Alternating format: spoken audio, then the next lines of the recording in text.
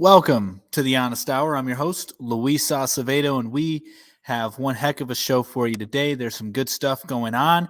The Supreme Court made another very important decision, and we have the military, I believe, preparing for a draft for World War III. We'll get into that here in a second, but firstly, I want to talk about the Supreme Court case that was just decided today. And it was in regards to the teacher, the football coach, rather, who had been fired for praying on the football field after football games.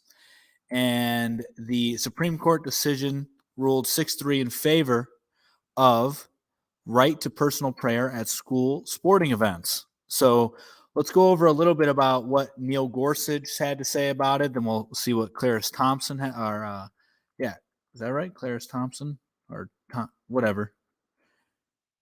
So right here is Neil Gorsuch take on this. Once again, guys, we will let guests on here shortly. Just wanted to go over these topics first, and then we'll let guests on and we'll have a discussion. So right here is a quote. It says, "Here, a government entity sought to punish an individual for engaging in a brief, quiet, personal religious observance, doubly protected by the free exercise and free speech clause of the First Amendment." That's what Neil Gorsuch wrote. And then it continues stating, "And the only meaningful justification the government offered for its reprisal rested on a mistaken view that it had a duty to favor out and suppress religious observance, even as it allows comparable secular speech. The Constitution neither mandates nor tolerates that kind of discrimination." Now, let's see what Justice Sonia Santamayer, however you pronounce her name, had to say. She says, "Today's decision is particularly misguided because it elevates the religious rights of a school official who voluntarily accepted public employment and the limits that public employment entails over those of his students who are required to attend school and who this court has long recognized are particularly vulnerable and deserving of protection."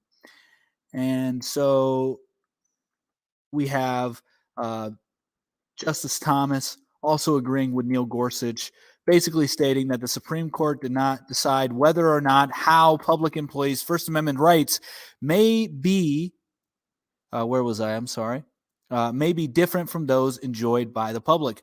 So basically what we have here is the Supreme Court stating, if you work in the public school system and you want to pray, you have the right to pray under the First Amendment. And I know a lot of people are going to freak out saying, well, this is introducing church and state. I don't believe it is, but I also don't believe that you can even separate church and state. Firstly, the coach was never forced anybody to pray with him on the football field. So it was totally wrong that he got fired for that. And you have public school systems that are allowing Satan after school programs, like literally satanic after school programs. So that's okay. There's no issue there. But if a man wants to pray, that's fine. I believe there's even some schools that will allow Muslims to have their prayers with no issue whatsoever. But this man who identifies as a Christian is having a hard time, or had a hard time, being able to pray. And so this was an egregious act by the school. And so the Supreme Court overruled it, which is a good thing, I think, because it allows for people to practice their faith without fear of persecution. Now, I think that I don't necessarily believe that you should be going around teaching strangers about your religion every day. I think that that's wrong. I think that if you're going to a public school, it's probably best that it is not being taught a specific religion, or more so a specific theology of a religion. I think it's important to know about religions, but it isn't, I think, the school's job to teach the children about religion, because that's too touchy of a subject. That should be up to the parents, as should many other things, which is why I'm a big proponent of homeschooling. This is where homeschool would eliminate these issues here, but people choose public school. So it is what it is. So I believe that the reason why we are seeing this is simply, or why that teacher was fired, is because there is an affront, there is an attack on Christianity in the Western world, more so than any religion. And it's very obvious to see with anybody who has eyes to see. And this is a good day for Christianity and a good day for the American people, because most of us identify as Christian, and most of us feel that there is some sort of persecution against Christians, but that is mostly because they are weak and won't defend what they actually believe in. No, we don't. He's not speaking for every Christian. Apparently, he's not. Most of us don't. No, most of Americans do consider themselves Christian. Like, I think it's a small majority that do consider themselves Christian. You may not. That's fine. There's like 49, 48, 40 something percent, which is a pretty large minority that don't. But most people in America, in the Western world, when they think of religion, they think of Christianity, or they think of Islam, and they don't think of Islam in a favorable way, or they think of Judaism, but they think of Judaism as more so a combination between Judaism and and Christians. Is this satire? No. Prayer in school only to the Christian God? No, that's not at all what I was saying. So I think that you should be allowed to, without repercussions, pray to whatever God it is that you believe in a public school, because you have that right under the Constitution. So if we're going to be logically consistent with that, then you should allow for it, which they have accommodated to many other religions, but Christians in specific are really targeted. I'm a proud Protestant. I'm a proud Catholic Protestant. I believe we should party all the time. So, I think that you should have the right to pray what God you believe in. I don't think that you should have the right to teach that forcefully. I think that everybody should learn about religion, because religion is the cornerstone of civilization. You can't have civilization and have it without religion. We've talked about this many of times. So it's very important to have it. So I think that you should learn about religion and figure out why it's so important and their belief systems. I consider myself a Christian. My family will be raised as such, but I will not hide my daughters or any of my other children, God willing, that, if we have other children, well, then I won't deny them access to other religious systems either, religious text. I think it's good to explore. So I think more schools should be involved in that. They shouldn't shy away from teaching religion, but they shouldn't, in my opinion, unless it's a specific Christian school or a specific Muslim school or a specific school based on that religion and teaching within that framework, then that's cool. But I think once you start focusing just on one religion and then teaching it, because I even say Christianity in that, because there are many different theologies in Christianity.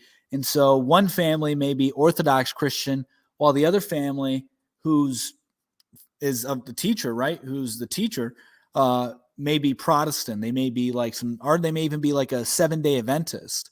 And so when they're teaching Christianity, it's going to be way different than the Orthodox point of view. And that, I believe, shouldn't take place. I think that you should teach the different denominations, but you shouldn't teach from one perspective of the denominations. That's what private schools are for. Yeah, private schools are okay, but homeschooling is the best form of education. It's the parents' responsibility to raise their children anyway. But this overall is a really good thing. So this coach on the football team is not, his termination did not go unnoticed, and it did not go without purpose. So that is a good thing. And the Supreme Court justice is really tearing it up lately. They're really doing good work there. And this is one reason why you could say thank God for Trump. Not saying I'm a big Trump fan, but Trump is the one who put 3 Supreme Court justices on that ultimately gave sway to the conservative perspective, Republican perspective. So for who are they doing good work? For all of America, I believe. Morally, it's a really good thing. It's a really beautiful thing. So that's what's going on with the Supreme Court. And that is my take on it. I think that it's a good thing, and I believe it's going to increase the American, I want to say ethos. But the other thing that I want to touch on now is something that the Army needs to bring in more colorful uniforms everyone should wear. 15. Okay. So let's talk about this other topic here. No, it's driving us apart. I don't agree with that. I think that the reason why people are being drove apart is because there's a lot of sin in the world and people are blinded by sin. And that is why we are seeing the divide right now. We're seeing a bifurcation in society, and it's mainly because of that. Of course you don't agree. Yeah, cool. So we agree to disagree. Right on. I'm a Satanist. Cool. Good for you, I guess. I mean, not all of us are Christians. That's cool. You don't have to be Christian. I'm not strict on religion. I think that religions are hierarchical. So in my opinion, I think that there are better religions than other that'll get you closer to the truth of the Creator. But ultimately, there is truth in every religion. That's what I think. But I do think that Christianity is the pinnacle of what kind of prayer? Christian. I don't think Buddhists pray because I don't think that they actually believe in a God. They meditate. But Hindu, I would argue that Christians and Muslims pray to the same God. And Hindu, there's like one main God. And I would say that Hindus could pray to the same God as the Christians as well. Once again, I think that religions are hierarchical and that there's better religions than others that will get you closer to the truth, closer to the real Creator. Yes, there are better religions for sure that will help you identify, but I do think that you can get truth from every religion. And I believe that God shows himself in many ways, or itself in many ways, to other cultures. So that's why we have the different religions, in my opinion. But some religions over time get more distorted, convoluted, twisted, manipulated over time. Just like I would say the Christian Bible is very manipulated. You know, it's been definitely messed with over time. But I would say the same thing with the Hindu text. I would say the same thing with the Quran. I would say the same thing with the Buddhist text. I would say the same thing with pretty much every religion that has a religious text that's been so for a long time. How so? What? Bible this, Bible that. Not everyone is a part of your book club. Well, I don't think you even listened to what I just said. Because they're all BS? No, they're definitely not all BS. There's a lot of truth in them that you can glean, even as somebody who will only take it for, thank you, man. Thank you, Heaven VP. I appreciate it. You know, so I think that, you know, it's easy to find truth in the Bible and in any religious text. You know, I have the Book of Mormons on my bookshelf. I've gleaned through it. There's truth in there. There is truth in Looney Tunes. Exactly. Truth has to be in everything in order for people to acknowledge it. And so for you to say that religion is all BS is nonsense if you just said that the Looney Tunes have truth in it. So then my argument stands and is proven by your statement right there. Jesus is pretty cool. So anyway, let's talk about the military and what they're planning to do. And then we'll let people on. So after we get over this topic, please send in guest requests. We can have friendly debates. We can talk all this stuff. And we'll go from there. So I got this article sent to me the other day, and I don't know why I didn't think of doing something about it earlier, but the military is lowering their standards for applicants. You no longer need to have a GED or graduate high school to join the military. And they're doing this obviously because they need people. They need people desperately. And I'm wondering if there's going to get to a point where they change the standard of intelligence. I don't know exactly what I can say as far as intelligence go, but how we measure intelligence, I'll just put it that way. There's a threshold that one must have in order to get into the military. So I'm beginning to think that we're going to accept pretty much anybody into the military because a lot of people do not want to fight these corporate wars that's taking place. And they do that. They do need that as well. SHAMU 4BS, for sure. They do need that as well. That is a huge thing. Military intelligence is an oxymoron. Exactly.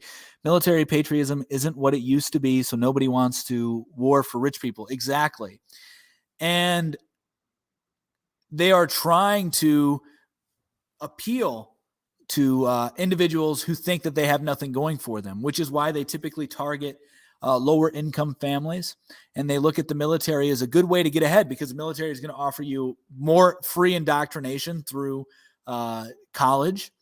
And you're going to get this strict regiment. So you're going to get some discipline in your life. You're going to have some order in your life, and you're going to be able to figure things out and become a man, if you will. And they're just lowering the bar for the military. And so I think eventually what's going to happen is there will be a draft again, I think, for World War III. I think that we're already in World War III. But I think once we become in direct conflict, whether it be with Russia or China, which I think it's probably going to be China more than likely, just because things are really gearing up over there. And there's been I don't know. We probably will be on multiple fronts, and that won't be good for us. I don't really know exactly how it's going to work out or who we're going to get in direct conflict with, although there are a lot of speculations around us getting in direct conflict with Russia. And so I think that in order for that to have any standing, there will need to be a draft. And so I think that what we're seeing here with the lowering of the standards to get into the military, you are seeing the beginning of a draft being prepared. So that's what I think. So if anybody wants to hop on here, have some conversations about it, let's have them. I'll start answering questions more in the comments here too. But I think that there's going to be a lot of people who will refuse it, who won't get into it. That's the other thing. Tito, great point. Top Gun was used in order to recruit people, and most people are unaware of that. They set up recruiter booths outside of movie theaters that were showing Top Gun to try and play off of people's inspiration or excitement from watching the movie. They did this back in the 80s as well, and most people are unaware of the military entertainment complex. Continuation, they left it all open for grades as well, whatever they feel is inappropriate. Yep, what standards have been reduced? Yeah, so the standards that have been reduced are the fact that you no longer need to have a high school diploma to get into the military. They will accept you without a high school diploma. Military is overrated. I think the military is necessary. I really do think the military is necessary to have a nation and protect your nation. But our military today is definitely overrated. Take, for instance, the fact that the CIA was doing covert training in Ukraine for roughly 8 years. Providing weapons, providing intelligence, and training for 8 years, from like 2005 to the beginning of the Russia-Ukrainian war. Okay? And Ukraine is getting their butt kicked. Ukraine is losing big time despite the fact that they were trained both by NATO and the United States Intelligence Agency. All right. So what does that tell you? That tells you, and also all the weapons that we're sending over there, all the source, look it up. Just look it up. You're on your phone right now. You obviously have internet access. As far as sources go, I'm so like for anybody, I'm so over like providing sources. It's a nuisance at this point. You can look it up. It's very easy. Type in keywords. There we go. They already lost. Yeah, Ukraine has already lost a long time ago. Excuse me. In 1984, I joined the Navy at 17 without one. Maybe you had a GED because that was still part of it. Tells you not to train farmers and factory workers how to operate yeah. So we sent over billions of dollars of equipment and just $1 billion. And now we're seeing that they're selling the weapons off. Like Ukrainians are selling the weapons on the black market. Like what? And we're also facilitating the rise of extreme right wingers, like neo Mr. Mean mustaches, if you catch my drift. The CIA snipers on coup day sniped 100 police in Kiev, marched all over. Yeah. And they are, once again, Smokey Val. You look it up yourself. You have internet connection. You have Google. Look it up. It's very easy. Just focus on the keywords that I'm saying, and you will find exactly what I'm saying. It's all backed up. The CIA destroyed the pro-Russian president who was elected. Prayer should not be allowed in school. Totally disagree with that. But hey, once again, anybody want to hop on here, have a conversation about that? You're more than welcome. Just send a request, or we can keep interacting through the comments as well. I mean, America is basically paying cosplay as 1942 German. Yeah, for sure. All right, got a guest that wants to come on in. You can't live without, I don't know how to say that, but all right, here we go. We're letting them in. We'll get the conversation going. All right, how's it going? I've been better. Oh. How are you? Well, I'm doing well. It sounds like you're in a bath right now. Yeah, I am. That's why my camera's off. Oh, all right. Cool. Well, you should be pretty relaxed then. Well, I'm having to relax. This country's stressing me out. Oh no! Why are you letting decisions that don't affect your life stress you out?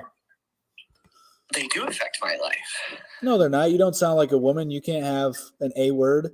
Nobody's stopping you from not owning a gun if you don't want to own a gun, and nobody's stopping you from not praying if you don't want to pray, or if you want to pray. So what's stressing you out? Lots of women in my life. Why wouldn't I care about abortion? Well, I mean, why would you? I mean, it's like not an argument. But anyway, what's up?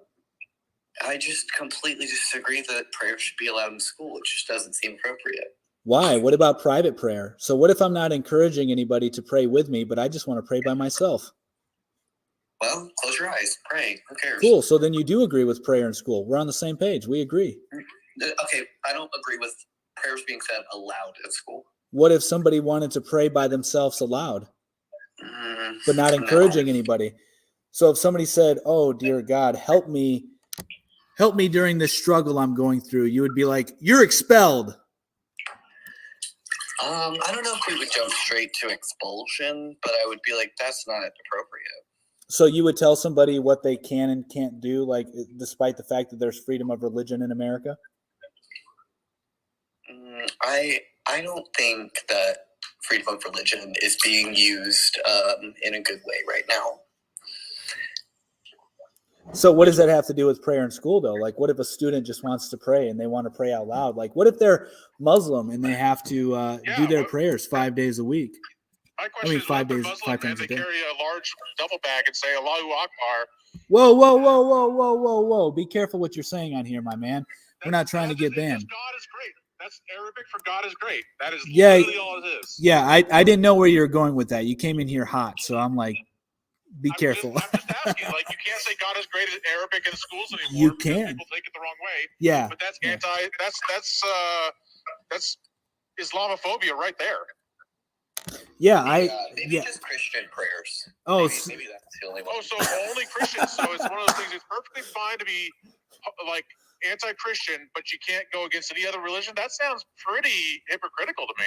That is very hypocritical, and that was my whole I point don't think at the so. beginning of this. Yeah, how is it not hypocritical? Why not? I think Because, historically, the when I look at all the Christian religions- church has I look at all the done a religions lot that of are currently doing wrong, horrible so things. I think it's high time some wrong's been Oh. happening. All right, so let me interject here. Here's some Is it Christian? here's some interesting facts. So the Crusades started because, and by the way, I am a huge. Well, hang on. Let me. No. I know. Let me get it here. All right. So Oh, you want to talk about Native American hang on, genocide? guys. I'm about the. I don't even however you pronounce your name, dude. You came in here just swinging. Relax, man. Relax, or else I'm going to take you off this. All right. So the fact that you said that Christians have committed all these atrocities through time, that Jews have also I don't know what I can say. Big nose, small hat people have overthrown many of governments, many of financial institutions as well. Be responding to that. Okay, so there's one thing, and then Something. and so there's one thing, and then also the other thing is this: during the Crusades. Do you know why the Crusades actually started? They actually started because Muslims were coming over to Christian territory and doing atrocious things to the people there for no reason, really, aside from the fact that they weren't believers in Allah. Now, let me preface with this. Let me just add this in there. I am a huge fan of Islam. I would consider myself Islamo-Christian. I actually agree with a lot of things in Sharia law. I agree a lot with Muslim culture. I think that they are very based. They get it. You want Sharia law in America? That's not what I'm saying. My point here is that a lot of religions have done a lot of violent things. And what about the Aztec religions that were doing like basically unaliving hundreds of thousands of people this was like a ceremony that they would do. And arguably the Christians came over. Hang on. And arguably the Christians came over. And this is why we had the, what is it called? The conquistador or something like that. I can't remember exactly the terms. This is why we had that took place, allegedly, is because Christians were getting rid of that. Allegedly? Yeah. I'm sorry, what happened to 99% of the native population of the Americas? So let's talk about that. So you do know, like, all Native Americans weren't all unified, right? They were fragmented across the country. What happened to them? Where did they go? No. Hang on. Let me address this, and then I'll let you in. But no, answer my question. Where were all the Native Americans unified? All of them. Answer. It's a yes or no question. They were all Native Americans. That's not my question. Yes. Were they unified? They were all unified in being indigenous peoples of America. Yes. Do you know they had to take that? Do you know they took that land from other people too? And do you know that they were fighting over land? That they took the land from. Yeah, they had to, because that's how history. That's literally. Dude, I was a history major. What are you talking about? This was my specialty, history. You're talking to somebody who is literally. Dude, I am a pro in history, so I know what I'm talking about right here. I literally know what I'm talking about. Literally, by definition. I said I'm a pro in history. I really, really understand what I'm talking about. You can't be a pro at history. That's not like a qualification. All right. You could be a history buff. So here's the thing. Native Americans doesn't make you someone who's educated about history. Yeah, it kind of does. Especially Do you know? when Have you? about Native American genocide and how many Have people you were ever? sacrificed by the Aztecs? Have you ever like read primary documents, like actual documents from people who wrote the real events? Well, then you'll know that the Native Americans, they had to take their land from somebody else, and also not only that, but they weren't unified. They were attacking each other for land. If Native Americans took land from other people, it was okay to wipe them off the face of the earth. They're not wiped off of the face of the earth. Well, you're saying that I'm lying, but you literally just lied. That's a lie. There's a lot of them. They have their own land, dude. They have casinos. They're making bank, dog. That's a lie. That's a lie. It's not 99%. So they got casinos in Oklahoma, the crappy instead of real estate in America, so they must be good. You may be great. Can I ask a question? Go ahead. Go Way ahead. that they're So still my being. question is, so it's a question to the other guest here. So I understand that you're very passionate about this topic. My question to you is, if we pay reparations, which specific tribe should we pay reparations to? Because Oh, I we're know way for a past fact the point of that reparation.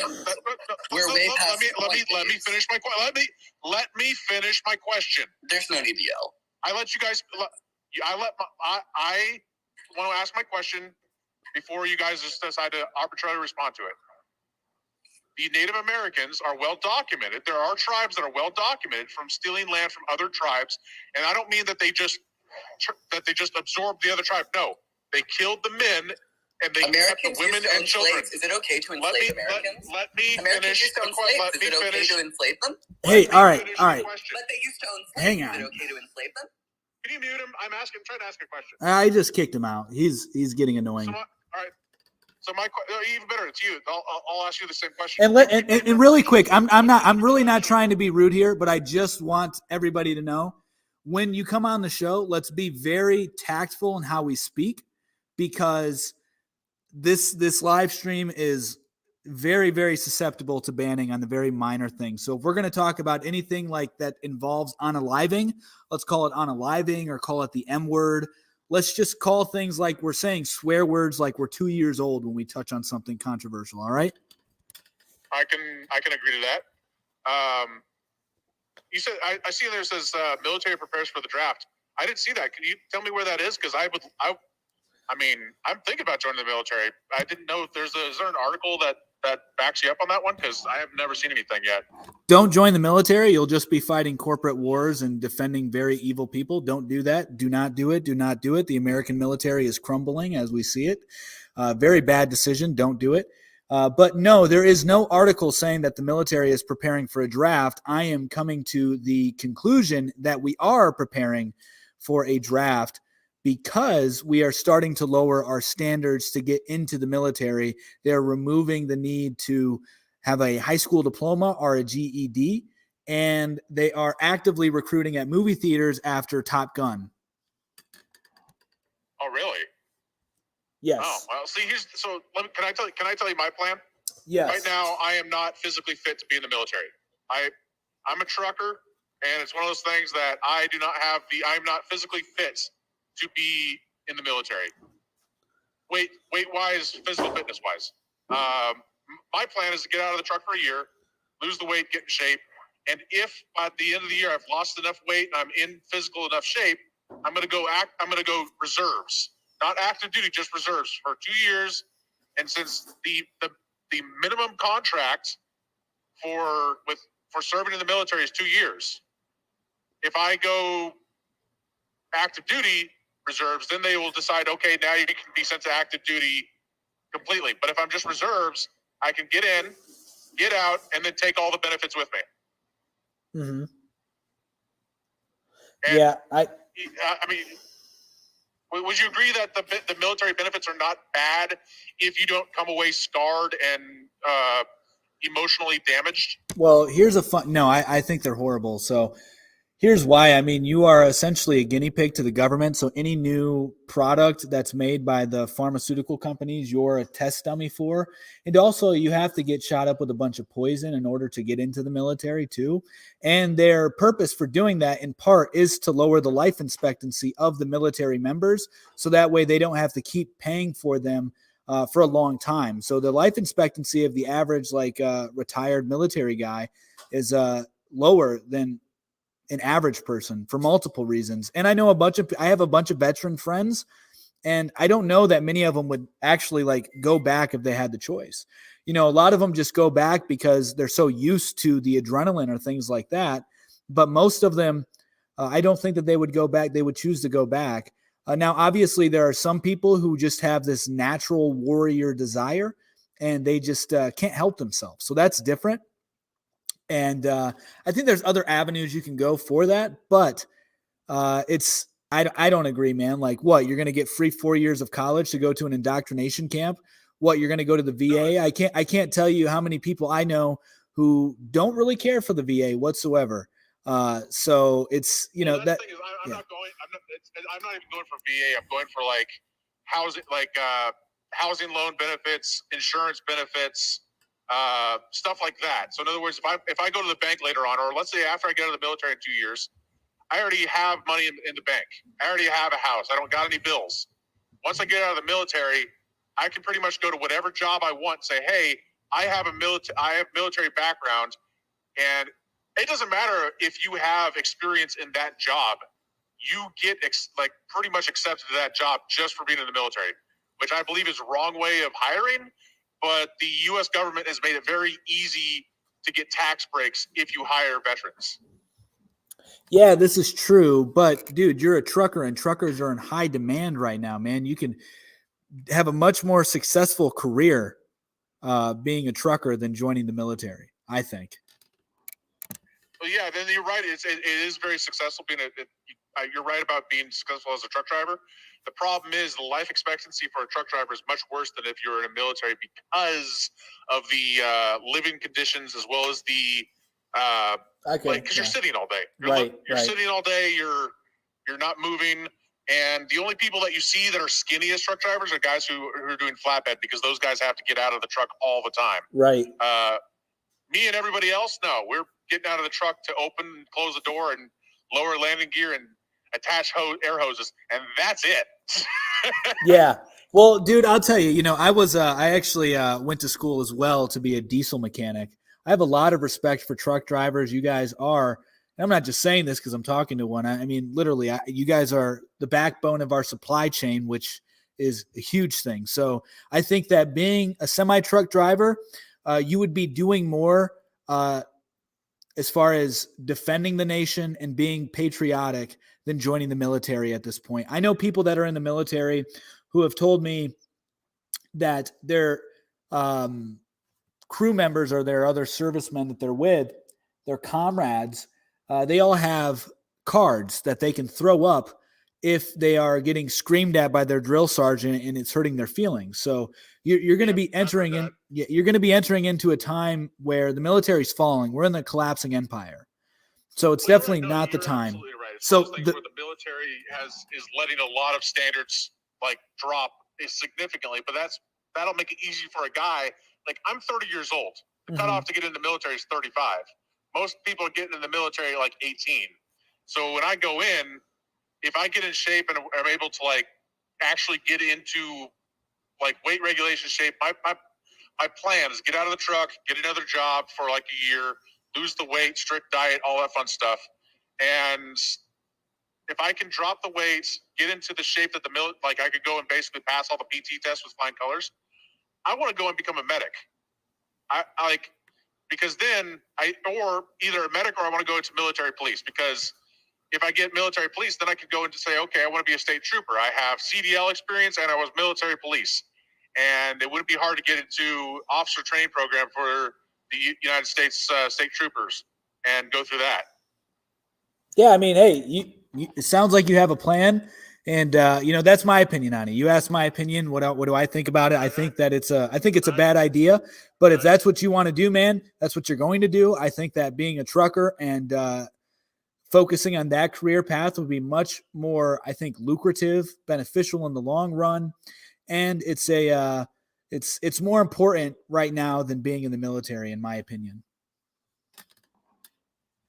And then the other thing is the prayer allowed in schools. I completely agree. I believe you should be allowed to pray. Heck, my own family, we pray before every meal. Nice. I don't see any problem with that. Yeah. I see no problem with that either. It's perfectly fine. And it's one of those things, as long as I am not physically affecting somebody else, I don't see. So it's one of those things. If there's a narrow hallway, and in order to face east, some guy decides to get out his prayer mat, block the hallway to face east. Right. I mean, there's a bit of a problem with that. But if he's in his own room or whatever like that, and has to get up, sure, go ahead and do it. Right. But as long as you're not physically affecting somebody else, do whatever the heck you want. Yeah. Yeah, I mean that's kind of where I stand as well on that. Now I do want to add something because there have been some comments in here saying that I lied about the fact that Ukraine is selling the weapons that the US has given them or the West is giving them. Well, I mean, you can simply look up Ukraine selling gun to DPR and then you just have a bunch of videos, a bunch of articles on it. You know, I said I wasn't really going to be providing sources, but I mean, they're out there, guys. Like, I don't know what you were searching, but it's out there. It's readily available. Ukraine is doing that. Uh, so yeah, and I mean, like, what do you want to go fight against the Russians and the Chinese? Like, that's I mean, the other thing if too. you go to Russia and you have to fight Russia, that's perfectly fine. I like vodka, and it won't be in short supply. This is China, true. They got Sapporo. They got everything. Like all of our stuff is made in China, so it's one of those things. I wouldn't have to worry about stuff like missing stuff from the U.S. because we pretty much have access to all the stuff in China because it's all made there. This is true. This is true. And I think that we're going to be seeing some fighting for Zionist interest. Yeah, well, that's the other thing, too. I don't know if I can say that word on TikTok, but I just said it out loud. You know, if you're, you know, that's the other thing. You're going to be fighting for interest of elites that you have no clue about unless you spend a lot of your time on truck drives listening to talks about what the Z word is and all that good stuff, then you know. But most people aren't aware of that, you know. But I think that you know, I think it's really up to you, man. If that's what you want to do, that's what you're going to do. But I think that what we're going to see is a lot of issues. So right now we are imposing sanctions on Russia, and those sanctions aren't working very well whatsoever. The Russian ruble is at, I don't know if it's at an all-time high, but it's at a 7-year high. Compared to the dollar. So it's like 56 rubles to $1. They're having an issue of deflation, not inflation. And they're also making more money than they've ever made off of oil, despite the fact that they are cut off from the Western world by and large. And they're still making $100 million a day, roughly, from Europe. And we see that they are so BRICS, I'm not sure if you're aware of BRICS, but BRICS is Brazil, Russia, India, China, South Africa. They are in a union together, if you will. And now Iran and Argentina want to join BRICS too. And so BRICS, as it stands, without Iran and Argentina, which is who Russia is going to be making their exports exclusive to, you're seeing they have like 40% of the world's population and 30% of the world's GDP.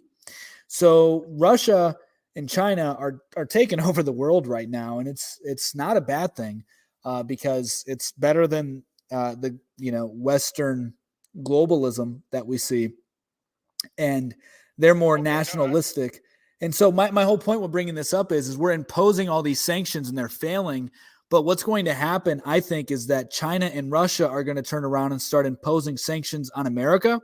And China is the one where we get most of our material from, most of our minerals from, to make armor and to make nuclear weapons, to make night vision goggles. So there are a lot, and bullets too, and ammunition. So I think that that's going to be the thing that really starts to cripple the United States is sanctions being imposed by Russia and China, because Russia and China are much stronger than America right now. So that's another reason why I wouldn't join, because, China and Russia are. I can understand that. It's one of those things where that's why I go as a medic specifically, because if I served in like a MASH unit, I wouldn't be near the fighting, but I'd still be able to serve my country in a way that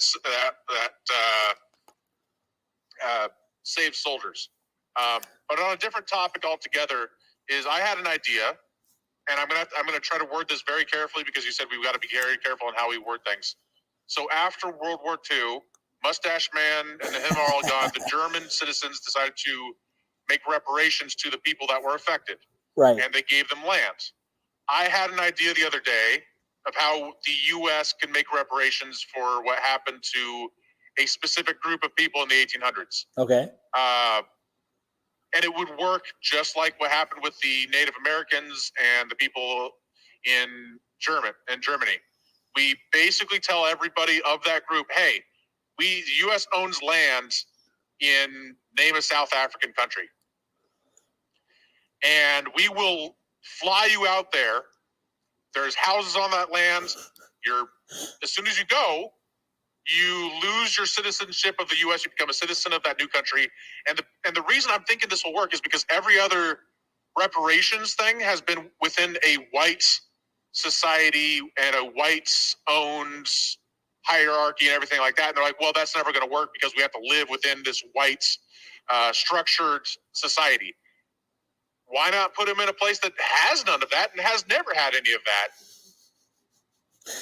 And they give them 2 years. And if they choose not to go, they do not get it later on. They can't just like turn around and be like, well, I want to go now. I was like, sorry, you had 2 years to make your decision. And the ones who want to leave can leave. And we'll set them up. The U.S. owns Yeah. like a crap ton of land in South African countries. It wouldn't be hard for them to do it. Well, I think that they talked about doing that way back in the day. Like that was one of the options that they talked about. I don't think that it'll work, first off, because it's too ingrained in the culture. I mean, they are a part of American culture now. So I would consider them American. And also, how would you even do that to begin with? Because just because, you have a darker complexion doesn't mean that you were necessarily forced to come over here, or your family was forced to come over here either. So it's kind of difficult. And well, that's the thing is you basically it'd be an open invitation to whoever believes that they are due reparations. I don't think most people would go for it. I don't even agree with reparations to begin with. I don't think they'd go for it either. But because it is an open invitation and it is an option, if they choose not to, they can't complain later on that they were never given a chance for reparations ever. Yeah, I don't know. I don't know that that's fair. Just because, once again, they if they spent all their life in America, well, then they're a part of American culture, and then sending them somewhere else where it wouldn't even be the same culture, man. It wouldn't even be the same culture. Like if you've actually met Africans, like I used to work with a couple. They think very differently of their same color here. They do. They do not. It's like way different cultures.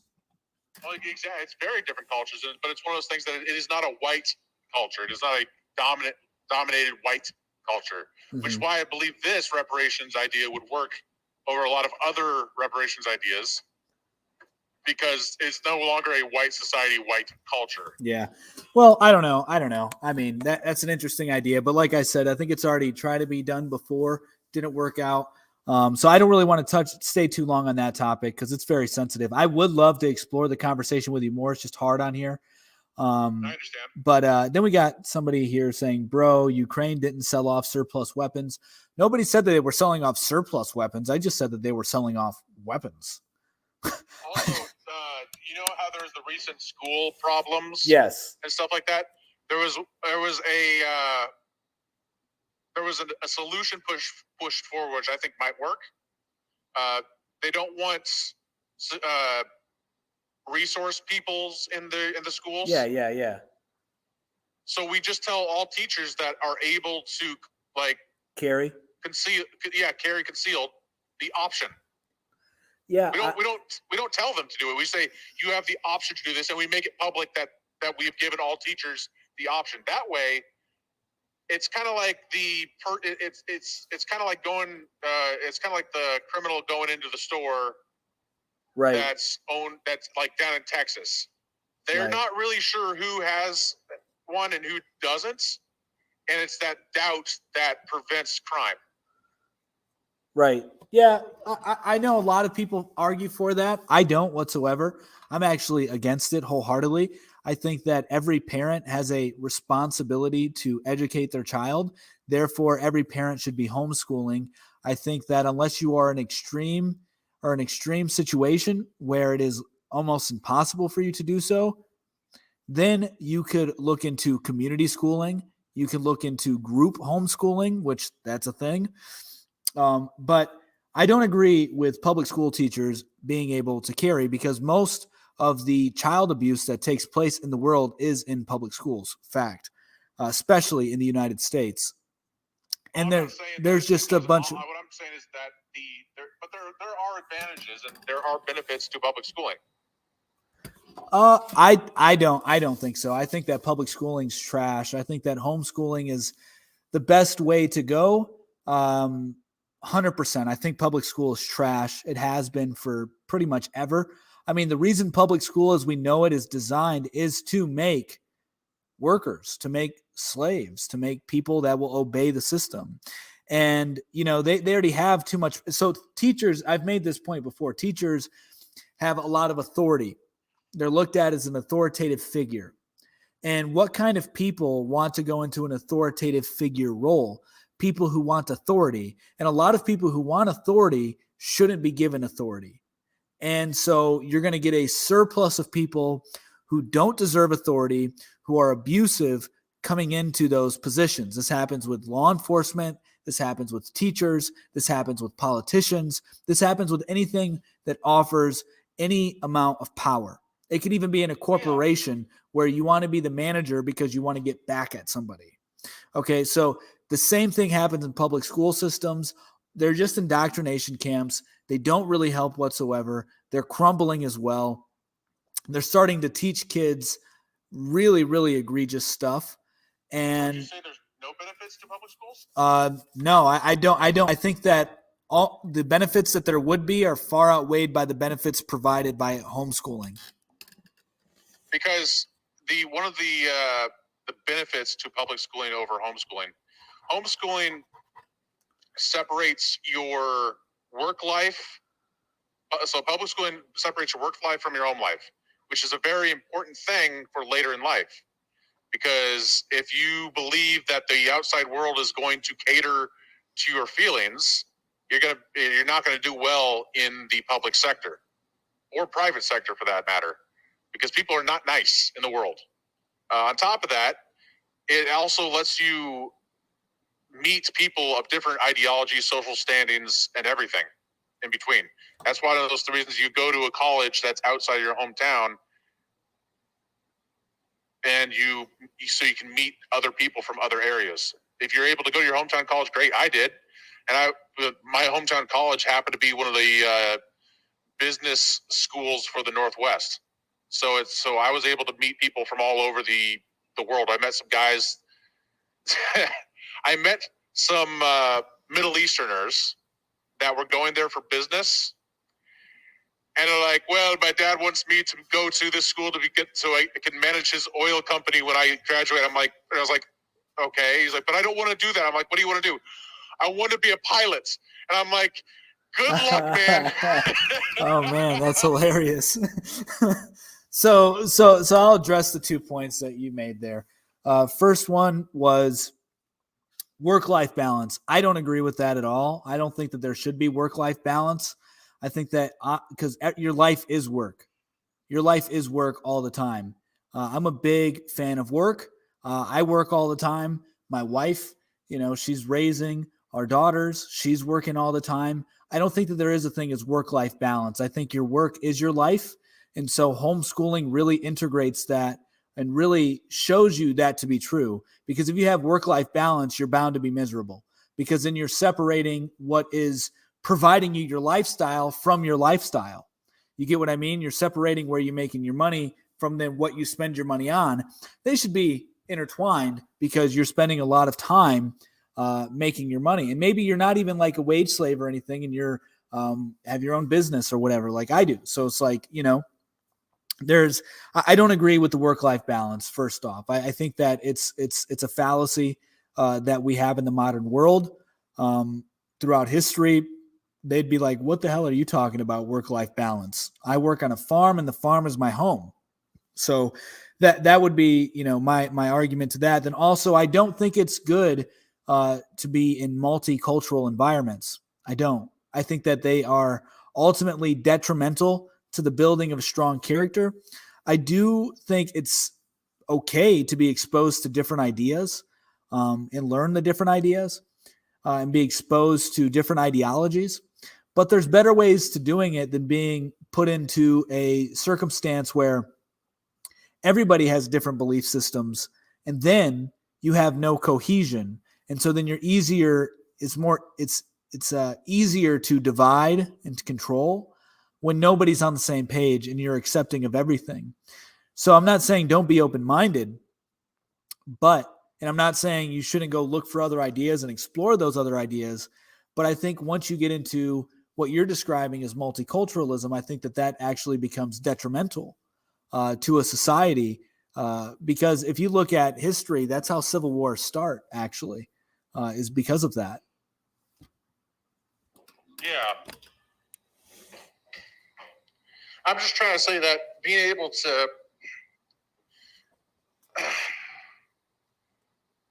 I'm just saying that multiculturalism does have its benefits too, because how progress is made as a society is we find the best idea and we work towards it. And if somebody else has a bad idea, we're like, we've tried that, that's failed. Yeah, but that's different than multiculturalism, though. That's different. That's different than trying to blend all the cultures together. You can take America is a melting pot. It's not that's a lie that was created in the 1940s by people with big noses and small hats. Swear to God, you can look it up. Swear to God, 100% fact. They made it up because they immigrated over here and they weren't allowed to be bankers. Swear to God, and they were upset about it. I swear to you, this is all true. They were very upset about it. So then they started taking over Hollywood. Swear to God, I'm not making this up. All your Hollywood productions made by them, and they made it and they stole it from Thomas Edison. Dude, there's a whole it's Hollywoodism is one documentary on this, but this is all true. And so they ended up making the idea of melting pot, and they made the American dream. Literally the American dream that which is a wife, 2.5 kids, and a picket fence, is made by people that aren't from America. Like the melting pot idea, not American at all. It isn't. America was very. Is there a problem with it? Yes, 100%. It destroys societies. It destroys How? Cohesion. Well, if you don't have unity, diversity does not equal unity. Diversity comes from divide. You get it? Yeah. Divide and conquer. It's an old war tactic, divide and conquer. So you don't want people to be unified. And so you encourage diversity within the culture. And then nobody can really, it's not bad to appreciate other cultures. I appreciate other cultures. I really do. I'm Puerto Rican and a bunch of different European because of my mom's side, but I know like that's also hard on an individual, right? Because what side do I lean towards? What side do I lean in towards more?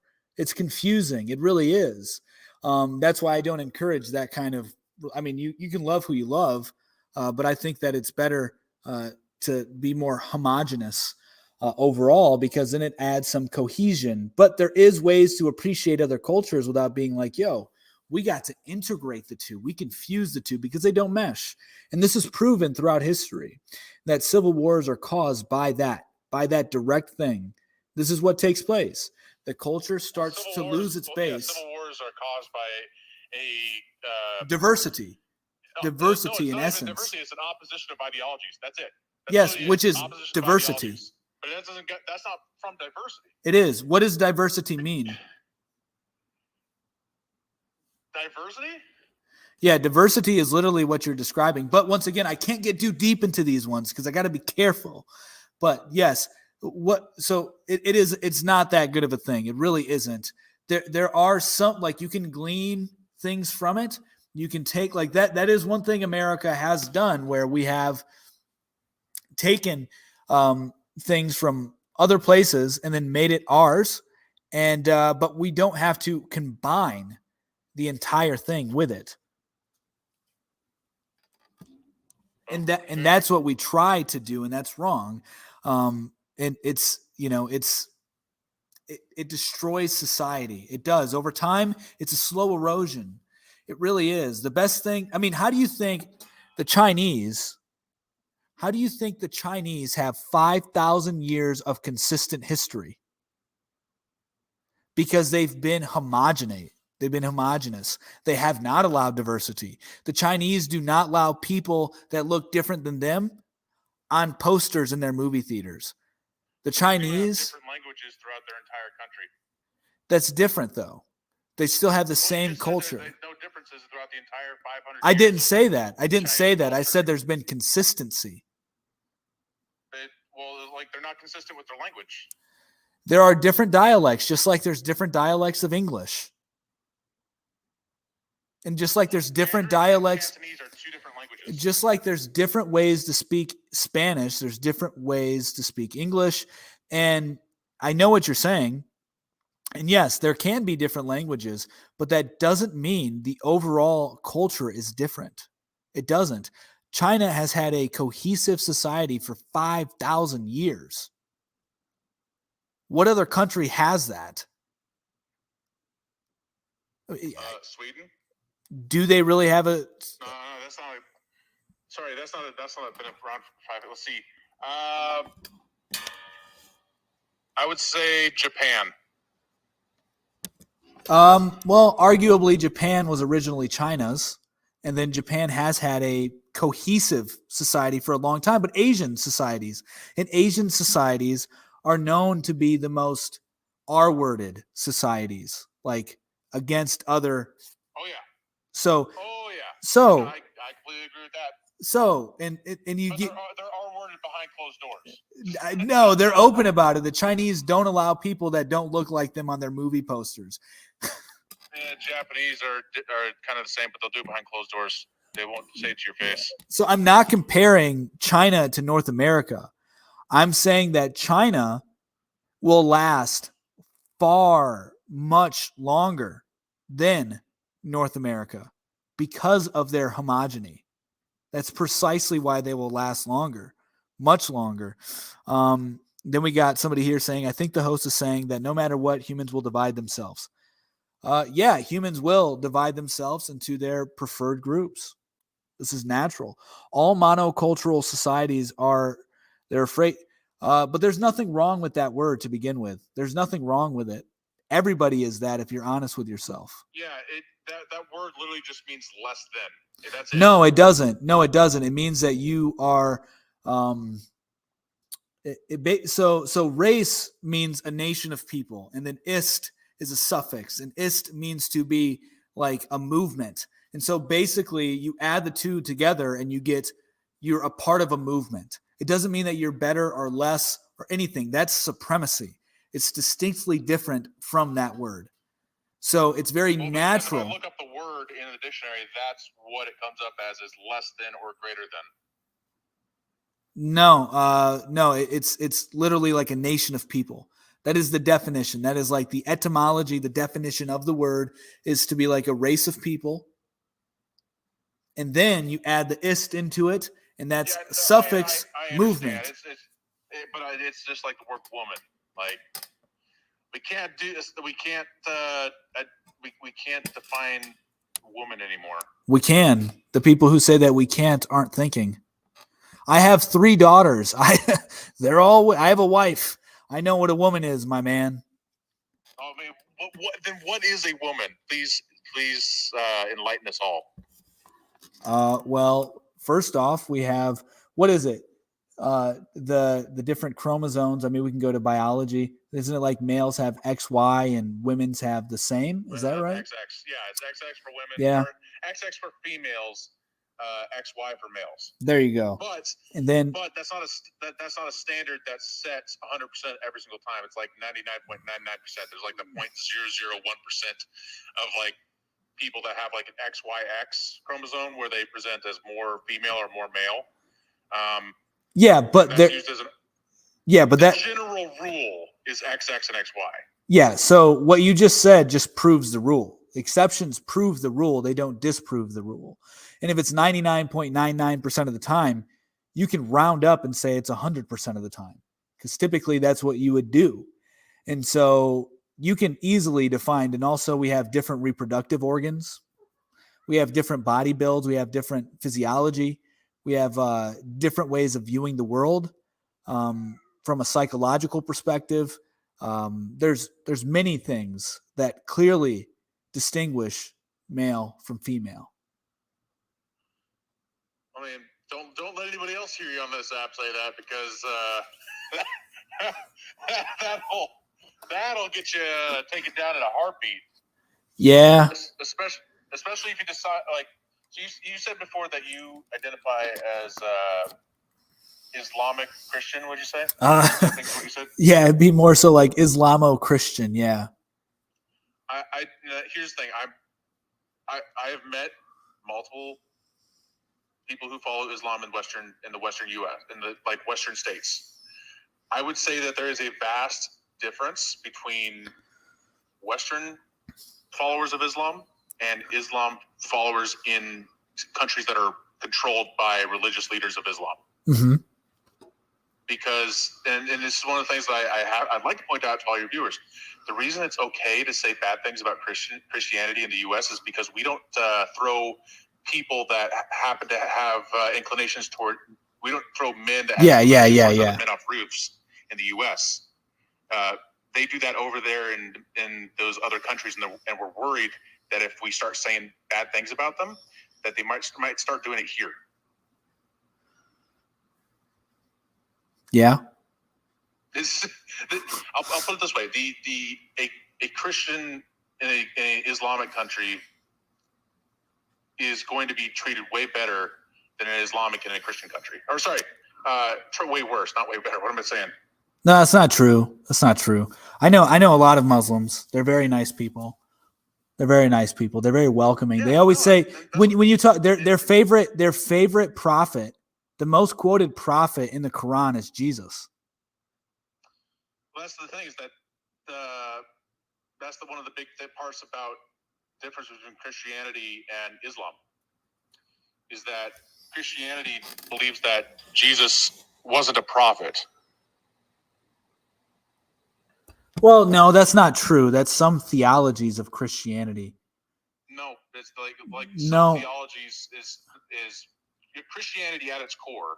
Yeah, what I'm telling you, there's the Trinity. That's what Christianity believes. That's it. That's not true. That's not true. That's a certain theology. It's been debated for thousands of years. Well, you have Catholicism, who believes in saints, and you have the Protestant Church, the Lutheran Church. They all have their small little differences in them, but at the end of the day, if you can't make the argument that Islam and Christianity are the same, because at their core, they do not believe in the Trinity. Yeah, I'm a Christian, and I don't believe in the Trinity as it's presented. I don't think it's. Son, the Holy Spirit? I don't believe that it's logical. No, the way that it's explained and understood. Yeah, the way that it's understood and what you're describing Christianity, which, by the way, there are many Christians who don't believe in the Trinity. So it's not Christianity at its core. It's not. It really isn't. There are so many different theologies in Christianity. I believe that there is a Trinity, but it's not as it's explained in the Bible. It's not. The Trinity isn't even in the Bible to begin with, but as Christian theology is taught, it is not the same. The way that I view it. And I do believe that Muslims would agree with my perspective of the Trinity. I do, because it's very consistent. Jesus. If that's your point, is that if that Jesus is just a prophet, then there's really not much that separates Islam from Mormons. That does not. How do you make that up? Because they just believe that Jesus was a guy too, just a regular everyday prophet. Not a lot separates the two. Well, Mormons and Islam have clear, distinct differences in their beliefs. I mean, their afterlife is way different. Their founding of it is way different. I mean, they believe in polygamy, which I think that it's a very Christian thing to be a polygamist as well as a monogamist. As well as Islam accepts that. So, I mean, there are some overlaps, and I don't have a problem with Mormonism either. But there is a clear distinction between the two theologies. But I think that Christianity and Islam mix very well together at their core. What they believe in. Well, like I said, they differ. So So Christianity believes in the Bible. They don't believe in the Quran. Okay. I've never met a Christian yet that says that I am a Christian and I believe in the Quran. Yet. Okay. Like the people who believe in Islam believe in the Bible as well as the Quran. Okay. But the two do not correlate together. In They other words, do. The Bible specifically says that Jesus is the Son of God. It says that in Yeah, multiple places throughout the Bible. but the Bible also says that we are sons of God, and Jesus says that we're his brothers and sisters, and therefore we are also the children of God. Yeah, and there are multiple parts of the Bible that are very vague. Yeah, but there's also parts in Proverbs where God is talking, allegedly, stating, you know what Proverbs is, right? Yeah, wisdom. And there's also Psalms. It's wisdom for whom? I don't know. It's letters from King Solomon. Yes. Yeah. So this isn't like stuff about there's stuff about God in Proverbs, but literally Proverbs is just ways to live. It's like the Art of War by Sun Tzu. Yes. And so there's also ways to like learn to live, but that's about it. So there's also Psalms that mentions this as well, that we are children of God and we inherit the earth and we are rulers of the earth, where God says Psalms that. is a genealogy of peoples of the house of Abraham, I think? I'm just going off of the verses I know. I've read the Bible. I'm well versed in it. I mean, I don't think it really matters what you're actually describing here. What's in the context of those verses is what matters. And Jesus even refers back to those verses stating that you are God's. And he also says that that's what this said. What? Well, that's your understanding, is what you're saying. That's what it says. I mean, that's literally what it says. And then it also says in Genesis that we have become like gods. And also it says in Genesis, God. And then it also we have become like gods. Who said that? Or they have become like gods. That's what God said to himself, or to the other gods, or to the Trinity, whatever you want to call it. Or however it was grappled. I don't even know. I don't even know how accurate that is, but it says that in Genesis, and then it also says that we are made in the image of God. And then Jesus also says that we can do better things than him after we're gone.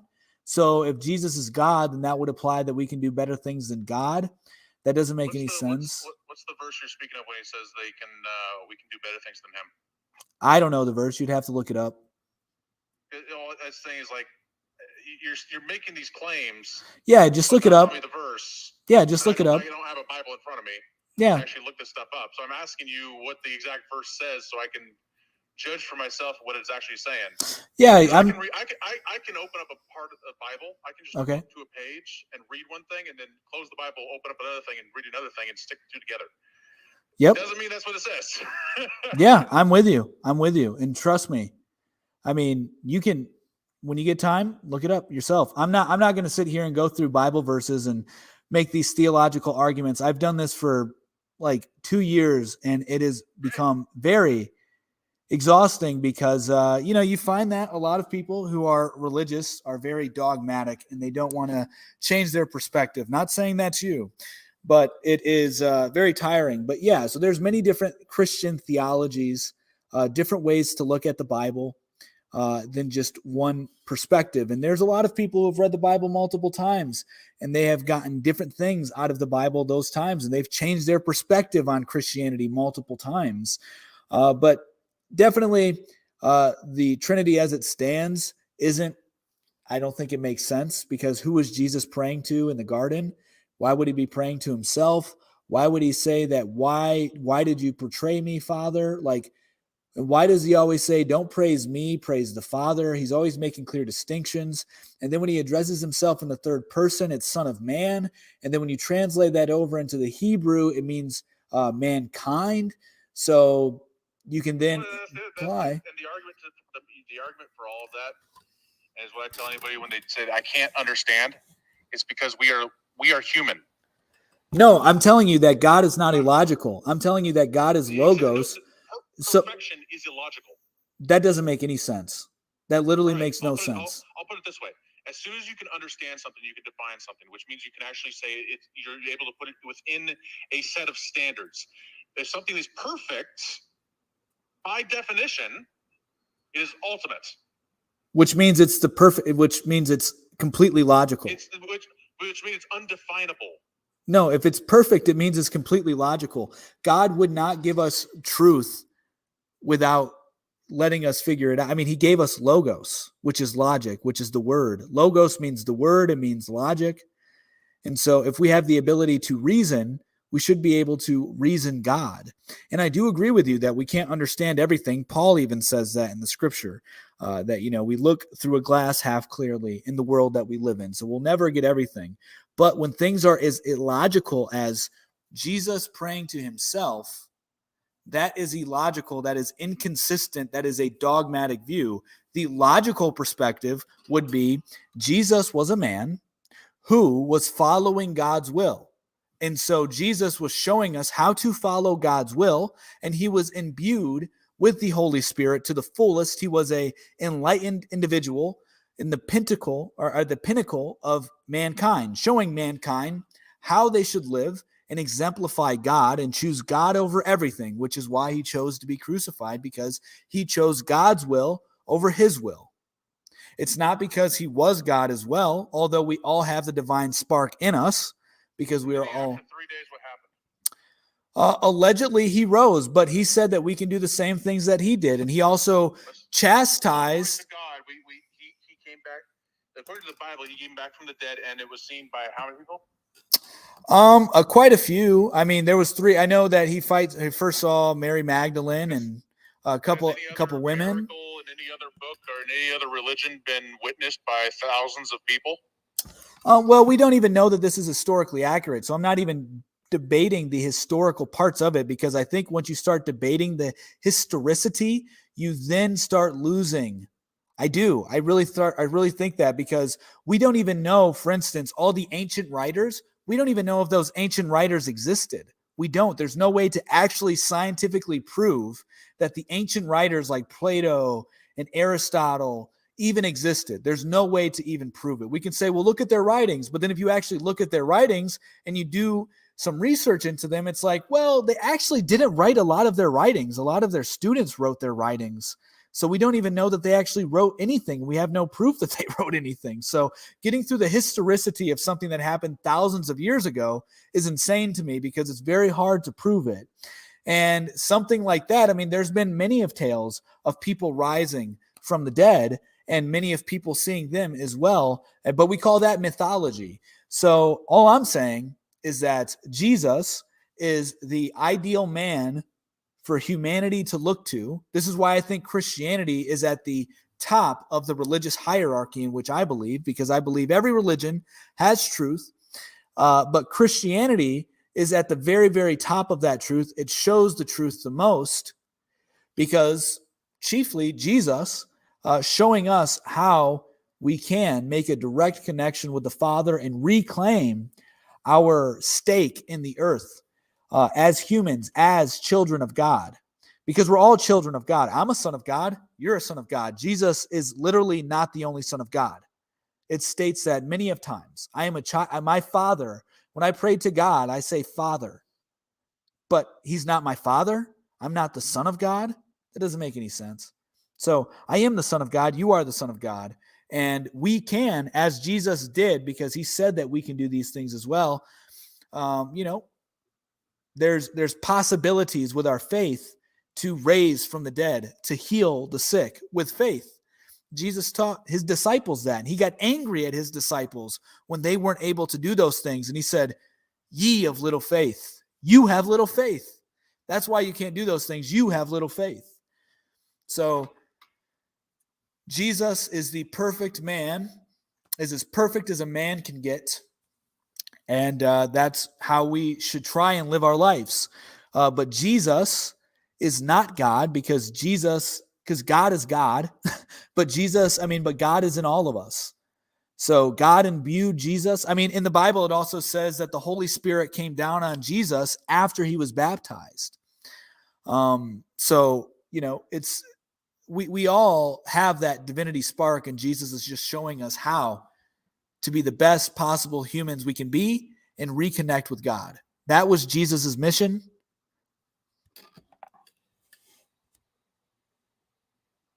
Okay.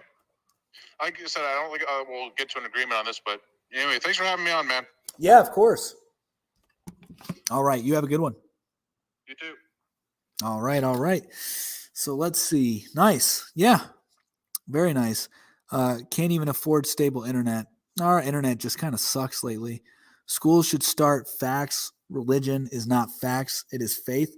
Most of math, most of science, pretty much everything that you would consider not faith is built on assumptions. Therefore, they're built on faith. And it is logically deducible that there is a God. Like logically, it is pretty sound logic to come to the conclusion that there's a God. It's really illogical to say that there isn't a God. There could be no order if there isn't a God. Pray to which God? The creator of all things. Who determines who they pray to in school? Nobody. Free will. You choose. Why should there be prayer in school, and who should they pray to? There should be prayer in school because of your ability to believe in the God that you want to believe in. And you decide, or your parents decide, who you're going to pray to. Zeus is Jesus. Mohammed is Jesus. Buddha is Jesus. I get where you're coming from. I really do with that, Tito. I really do. Right. Not expert in theology. Let's see if we got any more here. Nice. Prayer actually is a positive thing. Prayer is an extremely positive thing. It has, real world effects. I think that humans are much more powerful than we think. And that's one of the agendas by the powers to be, is to keep us from understanding our true power. So unless anybody else wants to come on, have a conversation, or have any more questions, I'm going to get out of here in a minute. But yeah, be sure to follow MOT Media, MOT Sports, and MOT Media on YouTube as well. Is the absence of positive Christianity schools simply become infested with Marxism? Yeah, 100%. Jesus and God are one. Yeah, but Jesus also says that I want you to be one with the Father as I am one with the Father.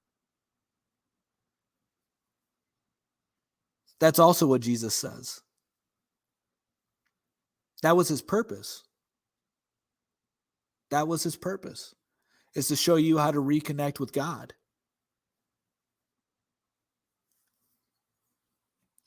And we can all do that. We can all be one with God. He said that I am the Father are one. He did. And he said that I want you to be one with the Father as I am one with the Father as well. He did say that. You can be one with God because God is inside of you. Jesus also says that the temple is inside. Jesus also said that don't listen to people, which all Christians, all modern Christians said today, like today, they really are like, oh, the second coming, Jesus is going to be coming from the clouds. But Jesus literally says, don't listen to the people who tell you I'm coming from the clouds, or that I'm over there, or that they're coming over here, because the temple of the heavenly temple's inside. It's in you. God is in you. That's how we are alive. God is life. God is the life force energy. That is a proof of God's existence, is the life force energy. And the Orthodox Christians really understand this, which is why I identify more with the Orthodox Christian perspective as opposed to the Protestant perspective. The Catholics and the Orthodox get this a lot better than Protestants do. So was Jesus seared normally biologically?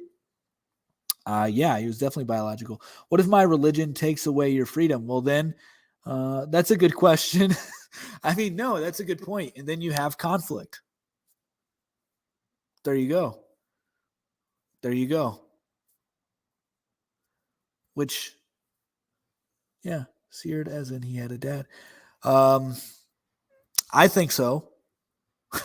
I know it's going to upset a lot of Christians, but yeah, I mean, I think so. 100%. 100%. I mean, for sure. There's no doubt. I mean, I don't know because nobody can really know. Like, there's no way to actually prove that. But for sure, that's what I think. But his mother wasn't married at the time. Allegedly, although we did hear something when we were going to this one Orthodox church and they were giving us the rundown.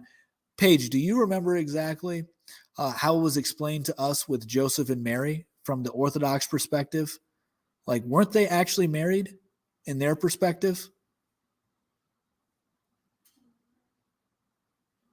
I want to say that they were. But I don't know. I'll have to look into it some more. But I'm pretty sure in the Orthodox school of thought, and same with the Catholic school of thought, that they were in union with one another. They obviously don't believe that Joseph and Mary did the deed to produce Jesus. But I think that is the case, personally. This is where faith is key. Faith is key in a lot of ways. Yeah, I mean, you can't actually see God, but you can prove God's existence. But faith is not key to believe illogical things, because there are very smart people out there that can do logic very well. And if they find fault in the logic, it's not God's fault. It's your fault. It means that you're believing something incorrectly. And so faith is not a replacement for inconsistencies in illogical thinking. But faith is important. Belief is one of the most important things that we have. I think the military doing a draft, I like the military doing a draft. I think it will be good for young kids, but there's a lot of cons to. I don't think it'll be good for good young kids whatsoever. They're just fighting corporate wars for not good people. There's no need for it. There's no need for it whatsoever. There's more cons than benefits in joining the military. If you want to be really patriotic, start a homestead. Did the Bible in Hebrew specifically say Jesus was raised from the dead? Well, that portion of the Bible, which doesn't make sense to me, but it was allegedly written in Greek originally. And I don't know the exact translation on how it was worded. I agree. But like I said, there's more cons than pros. Yeah, 100%. So we agree with that. There's certainly more cons than pros in joining the military. I think there's many things. The tidal wave is coming. Yeah, the tidal wave is coming. I mean, on multiple fronts, whether you're talking about economics or the red wave, because that's another interesting thing that I meant to put on there to discuss. There's been like 1 million people switching over to becoming Republican because of what the Democrats are doing. And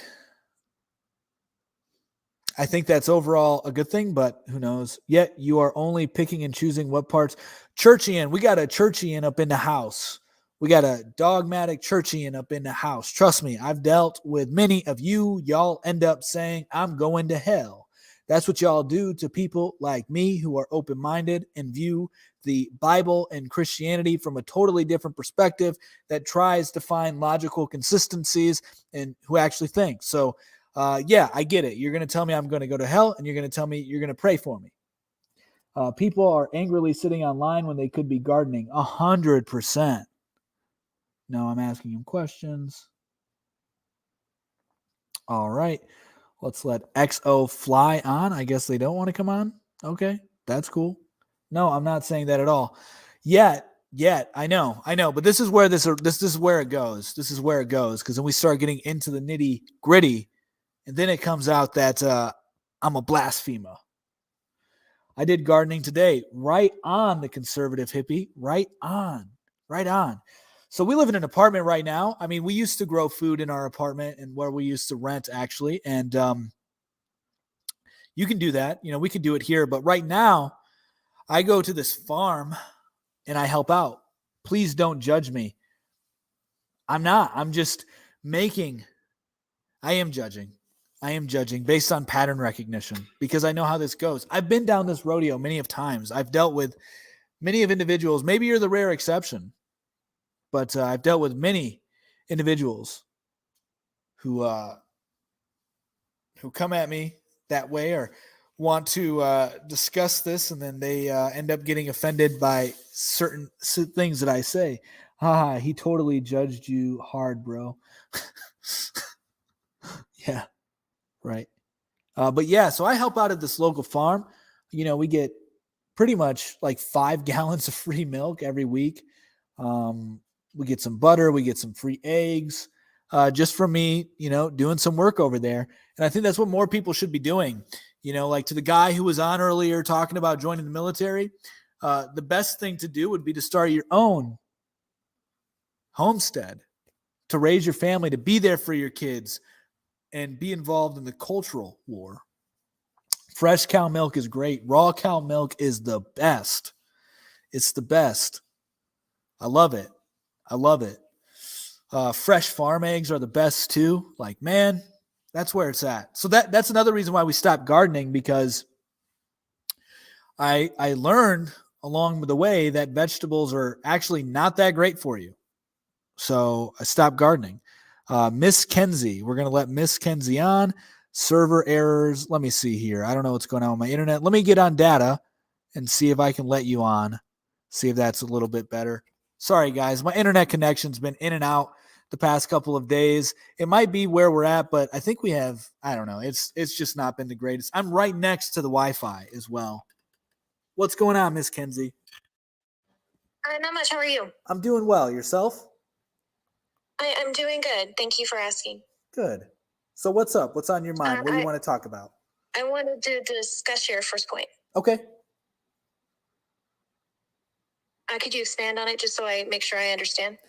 Yeah, so at the top of the show, we were talking about the Supreme Court case that ruled it is a constitutional right for any individual in America to pray if they want to pray.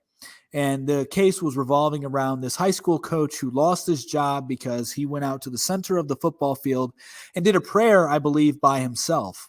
And they said that he couldn't do that and he was fired. And so the Supreme Court case revolves around that. And they ended up stating, you can pray if you want to pray. It's your First Amendment right. So that's where the first point is coming from. I see. So this isn't an ideology that you support. And you're not saying that it should be like school-led. No, I think that, as I've also stated earlier too, I think that schools should teach religion because religions are the cornerstone of civilizations. Literally every civilization at its core had a religion that helped structure it. So it's important to learn religion. Very important. But I don't think that it's the school's job to teach them or indoctrinate them with theological viewpoints as if they're truth. That's what I don't agree with. Regardless of what religion it is, that's up to the parents. Okay. What religions? All of them. All the major ones, especially that have built civilizations. What would be, so it's essentially like a theocracy course. No, that's a totally different thing. Sorry, not a theocracy, a theology course. You could call it a theology course, but religious studies and theology are two different things. Like you can study the history of religions, their role on society, without getting into their theological beliefs. So they're two distinct things. I would say that religious studies is distinct from theology, and I would encourage religious studies. I would even encourage theological studies as well, but that would get a little dicey.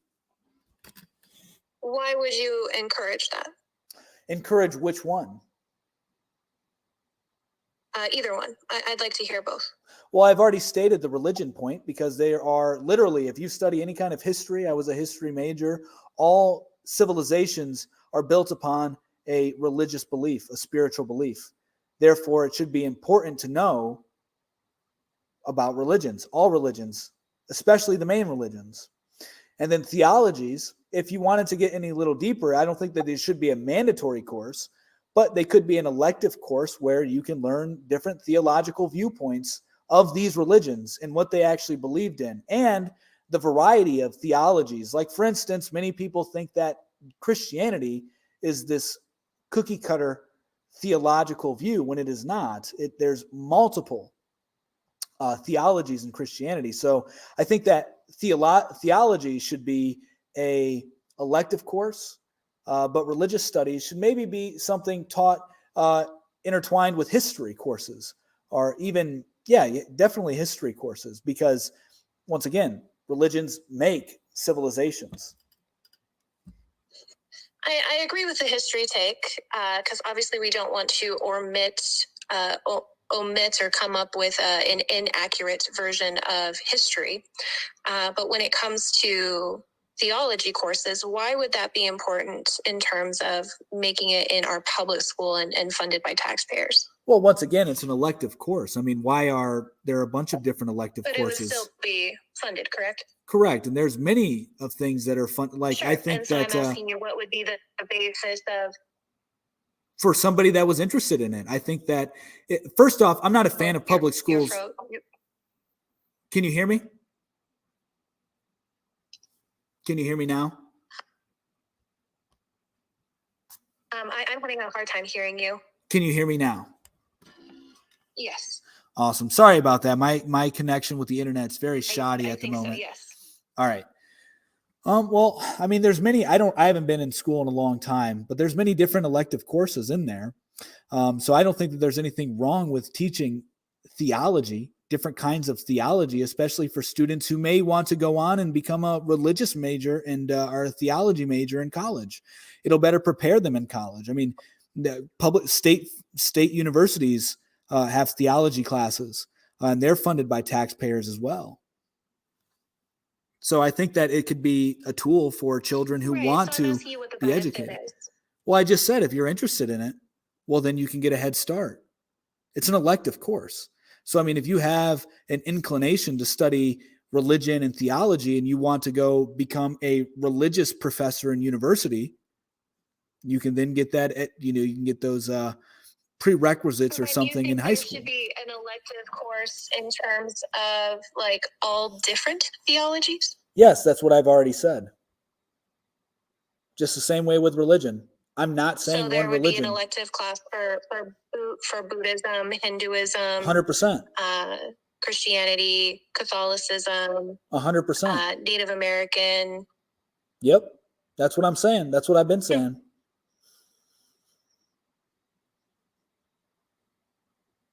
Yep, 100%.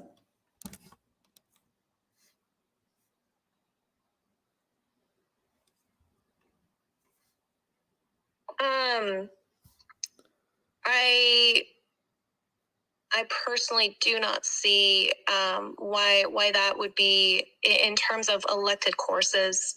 Why that should be in the public school system, even if someone does have an interest. Okay. So do you think state universities should remove those from their curriculum as well? Yes. Why is that? What if that's all somebody who wants to study theology separation of church and state? But the church and state, I mean, you can't even separate church and state to begin with. That's a fallacy. Everybody's governed by belief systems, whether you realize it or not. So you don't believe in...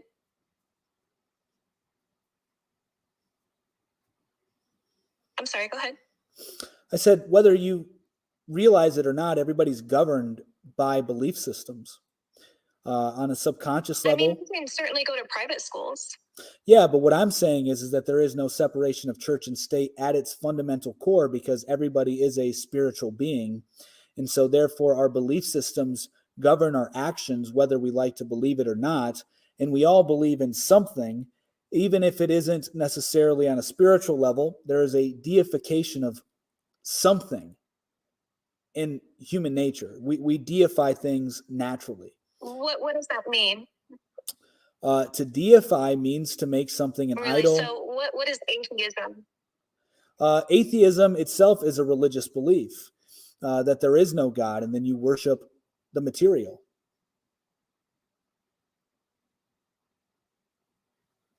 Atheism is the absence of a belief. Yeah, well, that is a belief in and of itself. Because you can't say that because you can't make that kind of a statement without there being a belief. There has to be a belief that there is no belief. You get it? There has to be. Just like you can't say that there is no absolute truth. You can't say that there is a belief when there is an absence of belief. Yeah, but that takes a leap of faith to say that there's an absence of belief because you can't prove that. Do you see what I'm saying? Just like somebody I'm sorry, what? I said that you have to take a leap of faith. That would be agnosticism. No. What I'm saying is that nobody can conclusively say that there's an absence of belief in anything. That's a leap of faith. That's an assumption that you can believe that there is no belief. That's what I'm saying. That you actually you can say that this is the absence of belief, but to make that statement, you have to make a leap of faith to say that there is no belief. That you have no belief whatsoever. There are things that are theories. Go ahead. There are things that are theories, like the theory of gravity. So people believe that gravity is real based on the theory. There are theories of evolution. So people believe in evolution because of the theories proposed.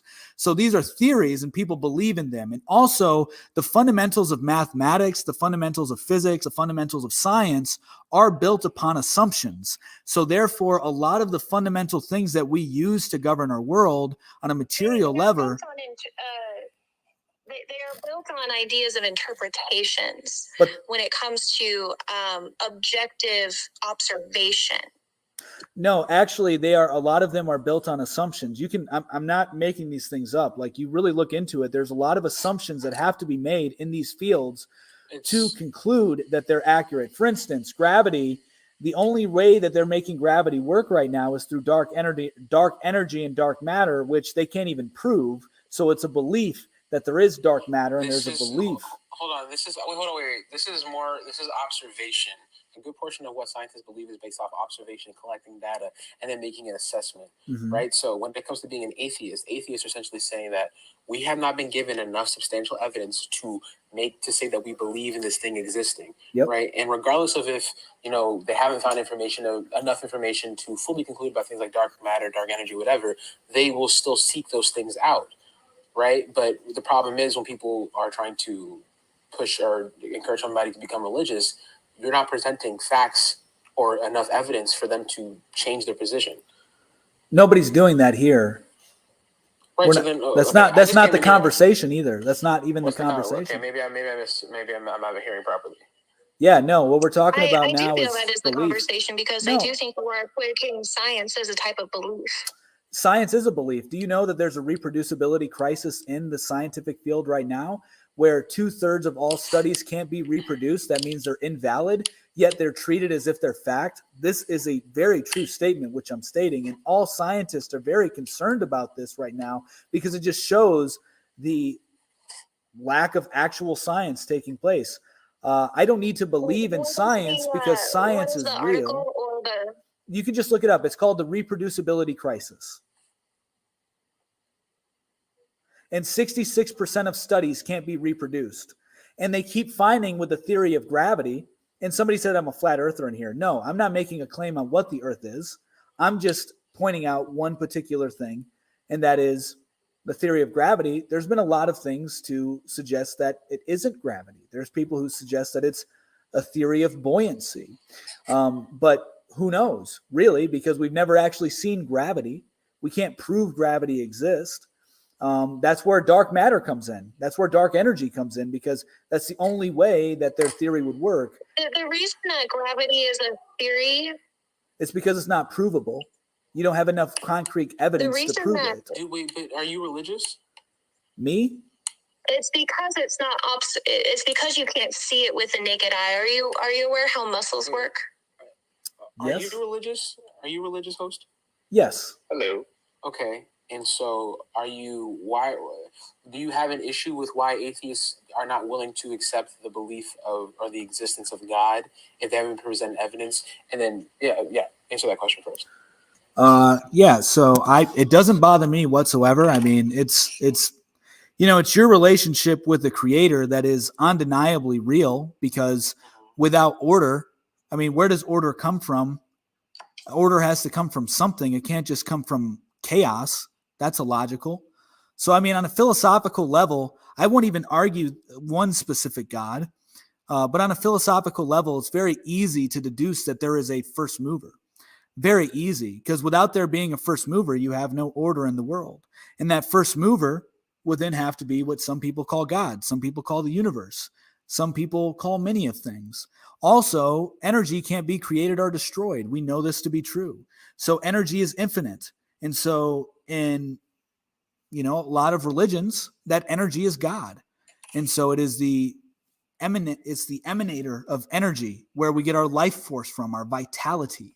And that never goes away. It's always here. And so, I'm not arguing for a specific God, but there definitely is a God that's logically deducible, if you're being honest, of some sort, some kind of creator. Because any other way, like if there isn't a creator, if there isn't something giving order, then we would live in complete chaos. And we do not live in complete chaos. I'm sorry? Does that mean God has a creator? No, it doesn't, because once again, energy can't be created or destroyed. So energy is infinite. And so if energy is emanating from God, then God is the creator of all things. And nobody's like, where does order? I mean, what do you mean? The sun comes up every morning. There's 4 seasons. The moon comes up. There's a bunch of order in our reality, how things just work. Right, there's also a lot of chaos too. There's a lot of things about human existence, about the world, and the natural world, that also doesn't make a lot of sense.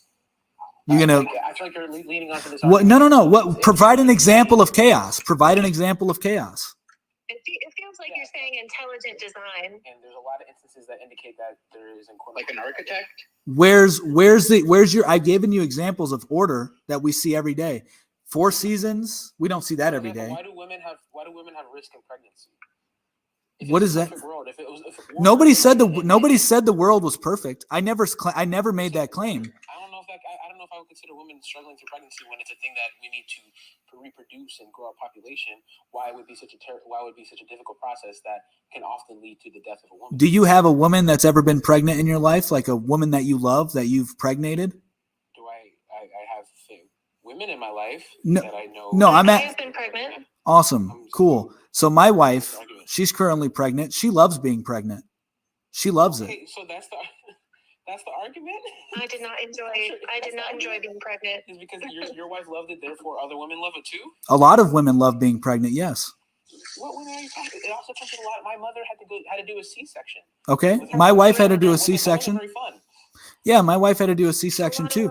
So my only point in bringing this up is that doesn't make any sense, because I just showed you the opposite side of that. No. So a lot of people love it. What we feel that you were saying is that there is an intelligent design, so we are highlighting unintelligent design. Sorry. No, these are not unintelligent designs. No. Spot in the eye. There are bones that don't do anything. There are a lot of things about the design, what you call order, for example, are actually just chaos. Wait, to have everlasting sets of teeth that they can produce? No. 2 sets. No, that's not. 2 sets. No, you guys are conflating perfection with order. That's not what I'm doing. Say that order. So you said order, right? The sun comes up, it goes down. I'm sure I love the argument that the Earth is placed in a particular way between the sun and near the sun, where it's close enough to where it's not going to. It's not too close to where it's going to burn us up, and it's not too far away where it will make us incredibly cold.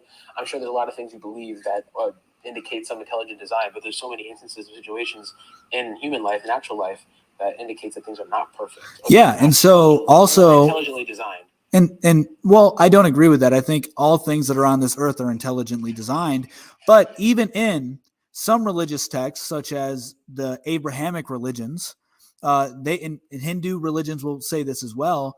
That, whether it be Brahman or God, whatever you want to call him, creates order out of chaos. that in the beginning of the Bible, it says that the world, and only reason I'm bringing this up is because you're making it seem as if chaos is inconsistent with an intelligent designer, but I'm showing you in scriptures, which you can take as you will. I'm not using them as like any like really, really proof here, but I'm just showing you in this example that like these religious beliefs will even say that there is chaos in the world, and then order is brought to it by a creator, by an intelligent design. But there's many of variables that take place in the world, which is why we have free will. Wait, so can you answer a question for me? Can you tell me where chaos ends and order begins? Well, you guys haven't even given me chaos. You guys haven't even defined chaos. Give me an example of chaos. I haven't, because I'm not making an argument for chaos. You are though. No, you guys are saying that there's chaos. Chaos is evidence of an intelligent design. No, what I'm saying is order. The fact that there's order is evidence. And you're telling me that there's chaos. You conflated that chaos was the opposite, correct? There is no conflating. It is the opposite. Great. So we're trying to wonder if this is, the two. Give me an sides example of of the same coin. chaos. Can you tell me where one stops and the other begins? Yeah, I think that creativity is an opportunity for chaos. So anytime that you're like an artist, for example, they enter a chaotic realm with no bounds, and then they bring order inside of it by creating their piece of art. Whether you be an author, whether you be an artist, that's just one small example of chaos becoming order. So chaos is nothingness? I'm sorry? Is that what you're arguing? Chaos is nothingness? No, because I mean, you have the ideas in your head, so arguably it's not nothingness. Because you're working with something. To be order, chaos needs to happen, and then creativity needs to put order to that chaos. Am I understanding that correctly? That is one way of it, yes. That's what I would say. Okay, but on the flip side of creativity, there's destruction. Yep, and I think that's we're talking about different coins. Yeah. I think that's consistent as well, because in order to rebuild, you need to destroy. That is a rule in economics. I would agree with that. Yeah. So there needs to be somebody. The discussion is that prayer in school, right, would bring more order. Is that correct? No, that's not at all what I was arguing. I was just saying that it's a freedom that you should have. That's all. You can pray in schools already. Well, the whole point of this topic right here was a coach got fired for praying on a football field, not encouraging anybody else to pray with him, but the school fired him. And so the Supreme Court ruled that was unconstitutional because in the Constitution, it doesn't state whether or not you're in public or private sectors, anywhere, that you don't have the right of believing what you want to believe and praying to yourself. It says that he actually did lead the prayer. Yeah, because they volunteered to, so nobody was forced to. So that's the big thing. Do you think if it was a Muslim coach, 100%, led them in prayer, 100%, think they would have the same outcome? Probably, but I think that should be allowed too. I'm all for it. Right, I consider myself an Islamo-Christian. Interesting. Okay, so you're very familiar with the Abrahamic religions, it seems. My thing is prayers are allowed in school, which they have always been, and then anyone has the free will to pray at any time during school hours. My thing is, when I look at history, I have seen Islam and Christians and Jews fight each other for thousands of years. How is that going to bring more order into an education system? Nobody's making the argument that it's bringing more order. So why would you allow more chaos? Do you think nobody's saying that it's bringing order. Nobody's saying that it's bringing order or chaos. My whole argument was all civilizations, if you look throughout history, have a religion that it was built upon, or some spiritual belief in which the religion or which the civilization began from. So it is important then, in my view, to teach religion because civilizations are built upon religion. Right. response to that, I could also argue that a lot of those civilizations also fall apart. Every civilization falls apart. So that's so a then dumb why argument. are we adding religion as a qualifier if you think it needs to be added when Because all religions the provably existence of throughout God history, exists? because all throughout history, it's provable that all civilizations have a religion that they were built upon. And so, yes. Yeah, so essentially what he said is that there should be some kind of historical element brought into when it comes to religions, but then he also does think there should be elective classes that teach theology, which is where I disagreed. And I do really feel you misrepresented that case with the football coach.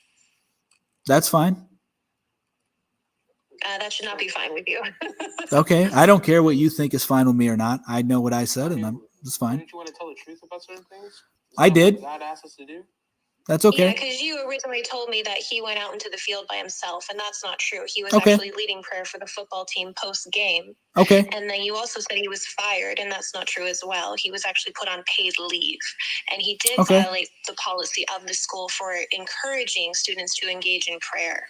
Well, that was the allegation. He had a problematic way of doing so by even cutting playing time for non-religious students who did not engage. Okay.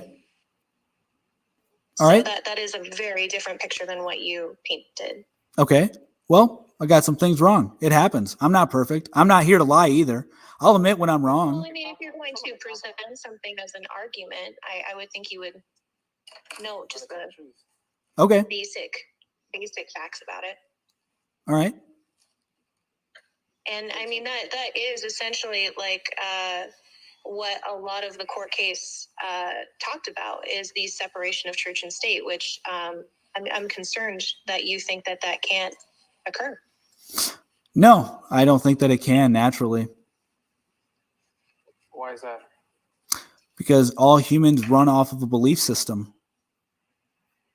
And that's where we kind of got caught up, because I asked him how atheism is a belief when it is the absence of belief.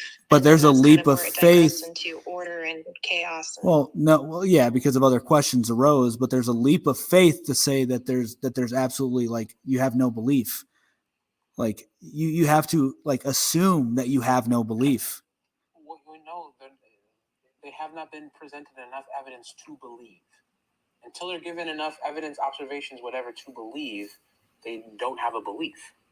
I can't believe a thing I don't think exists. But you do have belief. Like, what I'm telling you is you don't see it now, and I can't go through all your guys' life to show you exactly what you believe in. But there are many things that you have faith that are real that isn't real. And this is true for every human being that's alive. Right, but when we acknowledge that something isn't real, it isn't a faith that we have or a belief that we have. It is the opposite of belief. Yeah, but what I'm telling you is that you have things in your life that you don't even realize that you believe in. Hi. Like what? I don't know, because I don't know your life. I don't know what you do, but I'm telling you, all humans. But you don't know, but you do know? 100%. I wanted to talk about, so, like, did you know that, like, the Supreme Court case that was, like, you know that it did overturn, like, a previous precedent, right? Yeah, what's the precedent? So it was Lemon versus Kurtzman. The act allowed the superintendent of public schools to reimburse private schools for the salaries of teachers who taught in these private elementary schools from both textbooks and public instruction materials. So, like, basically this precedent, what it did was it stopped private institutions from, like, being funded because they were teaching, like, specifically, like, religious material. Like, let's say we're a Catholic school and they were, like, they weren't teaching, like, public textbooks. Dang, Mikey. I'm sorry. They weren't teaching public textbooks. They were teaching specifically, like, from their religious books, and they were getting paid taxpayer dollars. They were publicly funded still, and that was viewed as unconstitutional because of freedom of religion. So, like, this was overturned because of it. So, like, now private institutions are getting paid public dollars while still teaching these religious things.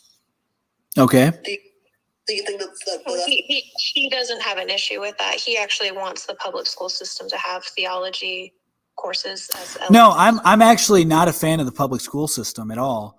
I just think that it would be consistent with what we already put our tax dollars into already.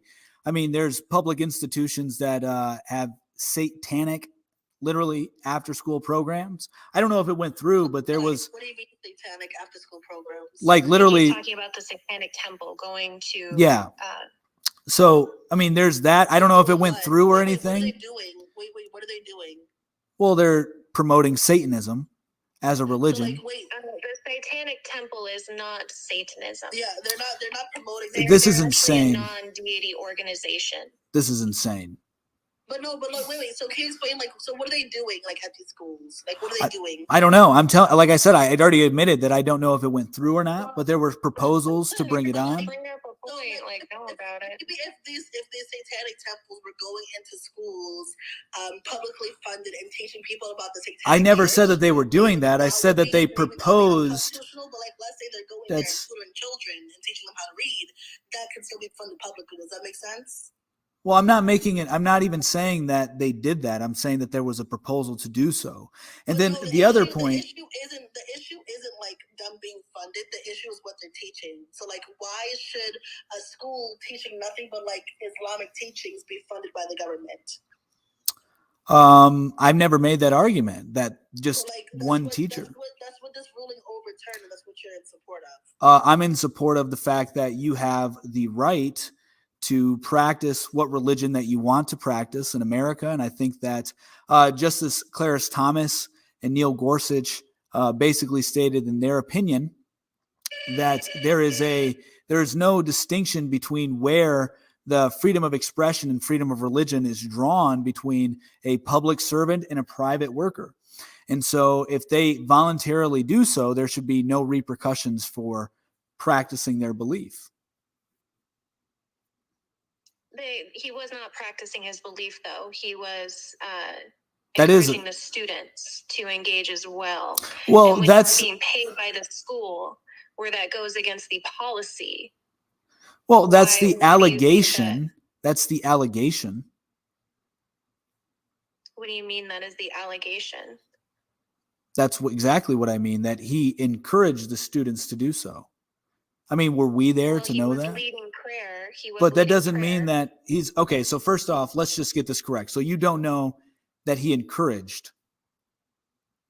That's what the court case said. But you don't know. Did I witness it firsthand? Yes. No. All right. So allegedly, that was what took place. Just because I don't witness it firsthand doesn't mean that that's what quantifies it as allegedly. Yeah, because we don't know for sure. So we believe. So right here is a perfect example. Students that are saying that. Right here is a perfect example of how you're believing what the Supreme Court said, or what the document was stating. You're believing it, but you don't actually know it. You don't know it for sure. You're believing that they're telling you the truth. I am going, okay, sure. There. So there's many other examples like that in your life that, a lot of people aren't aware of. But it's an allegation. So, I mean, I'm not. Well, then by your own testimony, God is just an allegation. No, I think that you can philosophically deduce God. And you guys did not propose. I never said that you can see God. I said that you can prove that there's a God. God is just allegedly. No, it's provable. Yeah, that's your own logic. No, my logic is that philosophically. If I didn't witness it, then it's just alleged. No, because I witnessed the order. I witnessed evidence of there being a God. And just like you're saying that since I didn't witness this coach, that I'm just putting a belief in what the text is telling me, and I haven't witnessed God. Yep. So now God is just an allegation. No. I mean, like I said, I think that there is a strong philosophical argument to deduce it. No, I'm really not, because there is things that we can logically deduce without there being tangible evidence of said thing. And one of those things is God. And God reveals himself from a spiritual perspective in many ways, and people who have the eyes are willing. I don't even think it's allegedly. I can see that God is real when I look at my children. And there's a lot of people who see that way too. Allegedly. No, it's not. There's a huge difference. There really is. What's the difference? Well, the fact that you can philosophically deduce that there is a first mover based on the natural order of things. Again, we already talked about how you conflated order and chaos to be two sides of the same coin, yet you can't differentiate the distinction. We already went over this, but you guys couldn't provide me an example with chaos either. Well, because that's not our argument. This is your argument. But I've already went over this as well. I've already given one example of a chaotic event that can then turn into order. I'm not looking for an example. I'm looking for a definition. Where if I were to chaos say, is this disorder. Is life and this is death, I could define those two terms, not necessarily just rest on examples. Chaos is disorder. We've already come to the agreement that chaos is the opposite of order. Therefore, why do I need to define order if it's literally the opposite? Then you can just say chaos is disorder. Okay.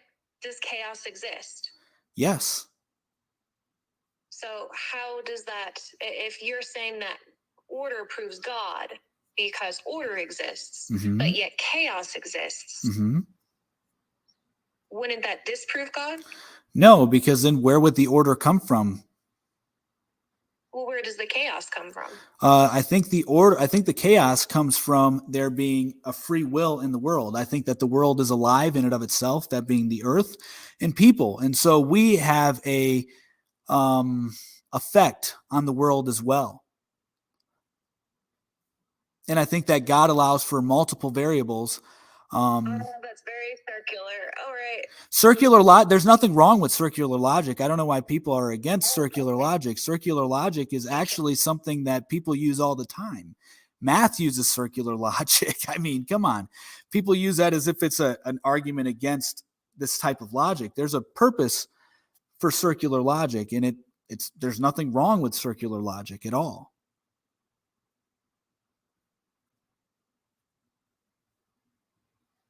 Okay. Thanks so much. Yeah. All right. Got a couple more people. Can you hand me my charger? Ooh, I'm here. Oh, she's gone. Oh. Hello. All right. Back again. Okay, so with Right the there. thing with The phone God charger. is like, you believe there is a first mover, correct? Yeah. The first mover out of chaos that created order out of everything via creativity. Am I understanding your point correctly? Well, that's one example. Now, can we definitively define by science at what point does God become God to create order out of that chaos? Well, I think that that's a nonsense question because God is God. I mean, he always is. No, yeah, I understand that. Like, don't get me wrong. I am Christian, and I do try to answer these questions on my own. But if God is order and chaos is just nothingness, the absence of God or whatever. I never said that. Like, at what point of that side? Okay, let's go with the one point. If God is, hold on a second, let me finish this off. If God is order and out of that chaos, at what point does God become God out of that chaos to create order? Well, How can you definitively define that, or even scientifically prove that? At what point? Like, isn't that what CERN is doing right now? Smashing these like protons together to get the bosons and quarks and everything else, but it still goes even deeper and deeper and deeper. And it's just, how far does it go? Because chances are it's most likely going to be infinite. So it is undefinable. It's undefinable. It's like 0 divided by 0.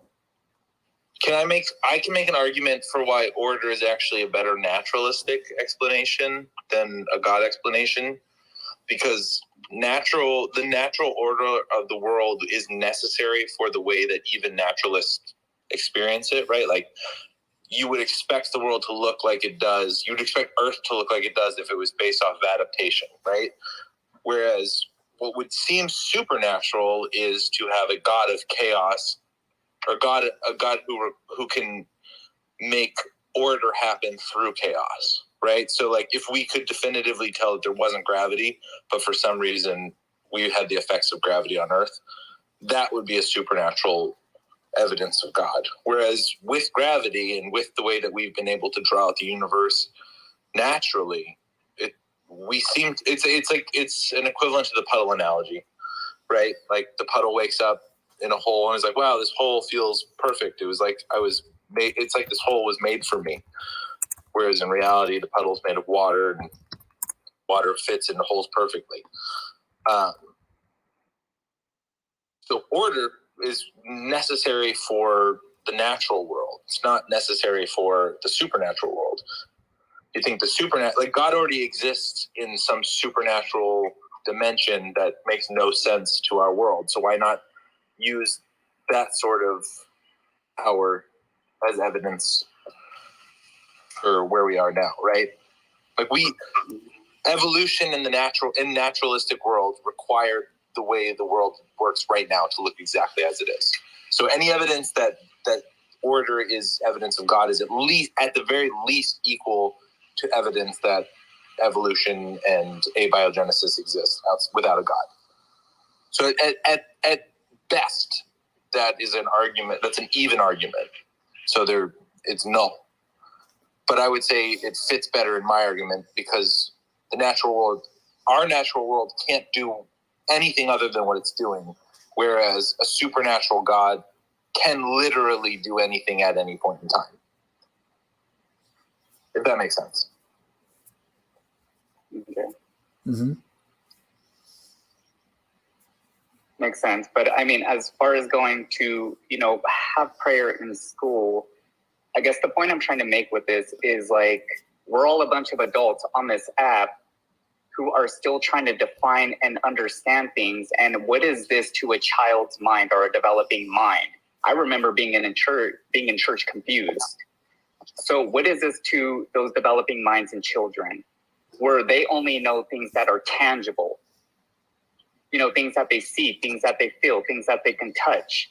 When we started getting into the God argument. So when we started getting into the conceptual and, faith-based things and like the whys behind the whys behind the whys, that just blows those developing minds. They have no clue. And we're a bunch of grown-ups on this app still trying to define things and understand things and have a debate with each other. Who's right, who's wrong. Like it is what it is, blah, blah, blah. And like, what is that to a kid? I'm trying to understand what's your point about prayers in school. The point is like, are you saying there should be prayer in school or there shouldn't? I mean, there should not. I don't think it should not because it's almost like propagating it or it's almost like selling it or like the curiosity. What are you doing? I'm just curious, what is the prompts based on the idea? Should schools be able to have prayer or should kids be allowed to pray in school? His premise is prayer allowed in school, and I'm saying it should not be allowed in school to a developing mind because there's a bunch of grown-ups right now and some of the best scientists right now at CERN trying to explain our universe trying to understand these dot particles like boson. So what is the host? I'm asking, when we say prayer allowed in school, does that mean when you're asking the question, do you mean the school should be allowed to lead prayer or can kids pray in school? I think outside of school hours, it should be fine. Sorry. Sorry, Mott News. I'll mute myself. No, you don't have to mute yourself. I'm just curious. This is all I'm curious about. Do I think that the school should lead prayer or that the first prompt, is it saying prayer allowed in school? Are you saying people should be allowed to pray in school or are you saying schools should be allowed to lead prayer? The former. The former. Oh, okay. Well, do a lot of people disagree with that? From my understanding, that is the main issue here. I mean, we got some clarification on the bill. It's on the court case itself. Football coach prayed with his students. They thought that was wrong. He apparently didn't get terminated, but put on leave. And so that was the issue that the court case revolved around. I would think it would be weird for a public school teacher to lead a Bible study. But if it was led by the students, then I wouldn't think that was weird. Yeah, I don't think it's weird if it's voluntary. I don't think it's weird at all. I think if the children decide to join it, then it becomes like it's up to that them. becomes bias, inherently biased, right? Like if you have a football coach that's leading prayer before each football game, then you have Muslim students that are excluded from that or forced into a prayer session that They're not forced into it. Yeah, but like, what do you think is going on okay, I guess this is what I would say. Initially, I'm okay with that, but the second that there's like favoritism based on religious beliefs, that's why a teacher shouldn't be doing it, right? So, because even if he's not showing favoritism, like if he's honestly not doing it, but it can be interpreted that way, it's just messy, and the government employees shouldn't be messing around with that. So, like, if there's atheist students like, no, I'm not going to go to the prayer because I don't believe it, and then that player, whether or not he is better or worse than some of the Christian players, if he's getting played less, if it can even be interpreted that way, like reasonably, it's just not a good idea for a government paid employee to be anywhere near that, right? This is just, if we're going to be reasonable and if we're going to be smart about it, if we're going to deal with like the law, I would just say government employees, fuck off with that, or F off with that stuff. Or even just the kids. Or even just the fact that it's coercion by influence, right? Like that's your coach or that's your teacher. Yeah. And if you're a Muslim, student, or you're an atheist student, or you're Jewish, and they're leading Christian prayer, you may feel pressured into doing it, or you may feel like, or it's just even influencing. It's like if you have to don't say gay, I kind of feel like leave prayer out of school, at least from. And teachers. I'd also say there's a difference because that teacher, if he's a Christian and he wants to do a prayer with his Christian students, he can not do it in a way that's like showing off to everybody. He could do it and be like, hey, guys, before the game, I'm going to hold prayer in the locker room. If anyone wants to join me speaking to Christ, you're welcome to. You don't have to. And then furthermore, him doing that, his actions would have to be pretty much crystal clear that he's not showing favoritism. He's just being, I think it's inappropriate either way, but like giving him the most amount of slack possible, I'd say don't do it on the field. Do it privately and do it and be very open and honest with your students. If we're going to be reasonable about it, right? Like you, host guy, what do we call you? Just Mott News? My name is Luis. Oh, Luis. Okay. Luis. I'm Sam. Nice to meet you, Sam. As a Christian, right? If you found out that the football coach was holding a satanic prayer underneath, like in the locker rooms, are you going to be annoyed about it, or are you totally cool with that? Well, first off, I would never send my kids to public school. I don't believe in I don't believe in the public school system as it is. So sure, but I'm saying in the context of public schools, because that's the only way that it matters. I think that they're already. Prayer should be allowed in. I think ultimately they already are kind of satanic organizations to begin with. Sure, and that's fringe. But I'm talking about the prompt is based on the idea. No, I wouldn't care. I wouldn't care because it wouldn't affect my life directly. Because I would shelter my children from it and I would shelter my family from it. So it would have no bearings on my life. Why do you have the prompt up at all? Problem with what? No, why do you have the prompt? Why do you have the premise up? Why is prayer allowed in school? Like, why is that even like a thing to talk about then? If it doesn't, it was a Supreme Court case. It was a Supreme Court case. So this show's been going on now for almost 2 hours and 20 minutes. And at the first 20 minutes of the show, I cover the topics, the articles in the topics, and then I open it up to discussion for everybody afterwards to have debates on it, whether they agree with it, whether they don't agree with it, etc. So that's where we're at in the show right now. So now it's just a loose conversation. Yeah. So I think it still does. I still think it's a very important topic because it was just ruled, in the Supreme Court. They overturned it. The guy is protected because he held it off hours, but still on the football field. It was after hours. He wasn't getting paid for it, yada, yada, yada. But to have a public display of it like that openly, and like Creative brings up, what happens if there is a Muslim student or a Jewish student who's playing football, or an atheist or a Satanist or a witch or like a Wiccan, you know what I mean? Like I could see it causing more strife and diversity instead of unity with the football team itself. And because of that, they may lose more games. But hopefully they don't.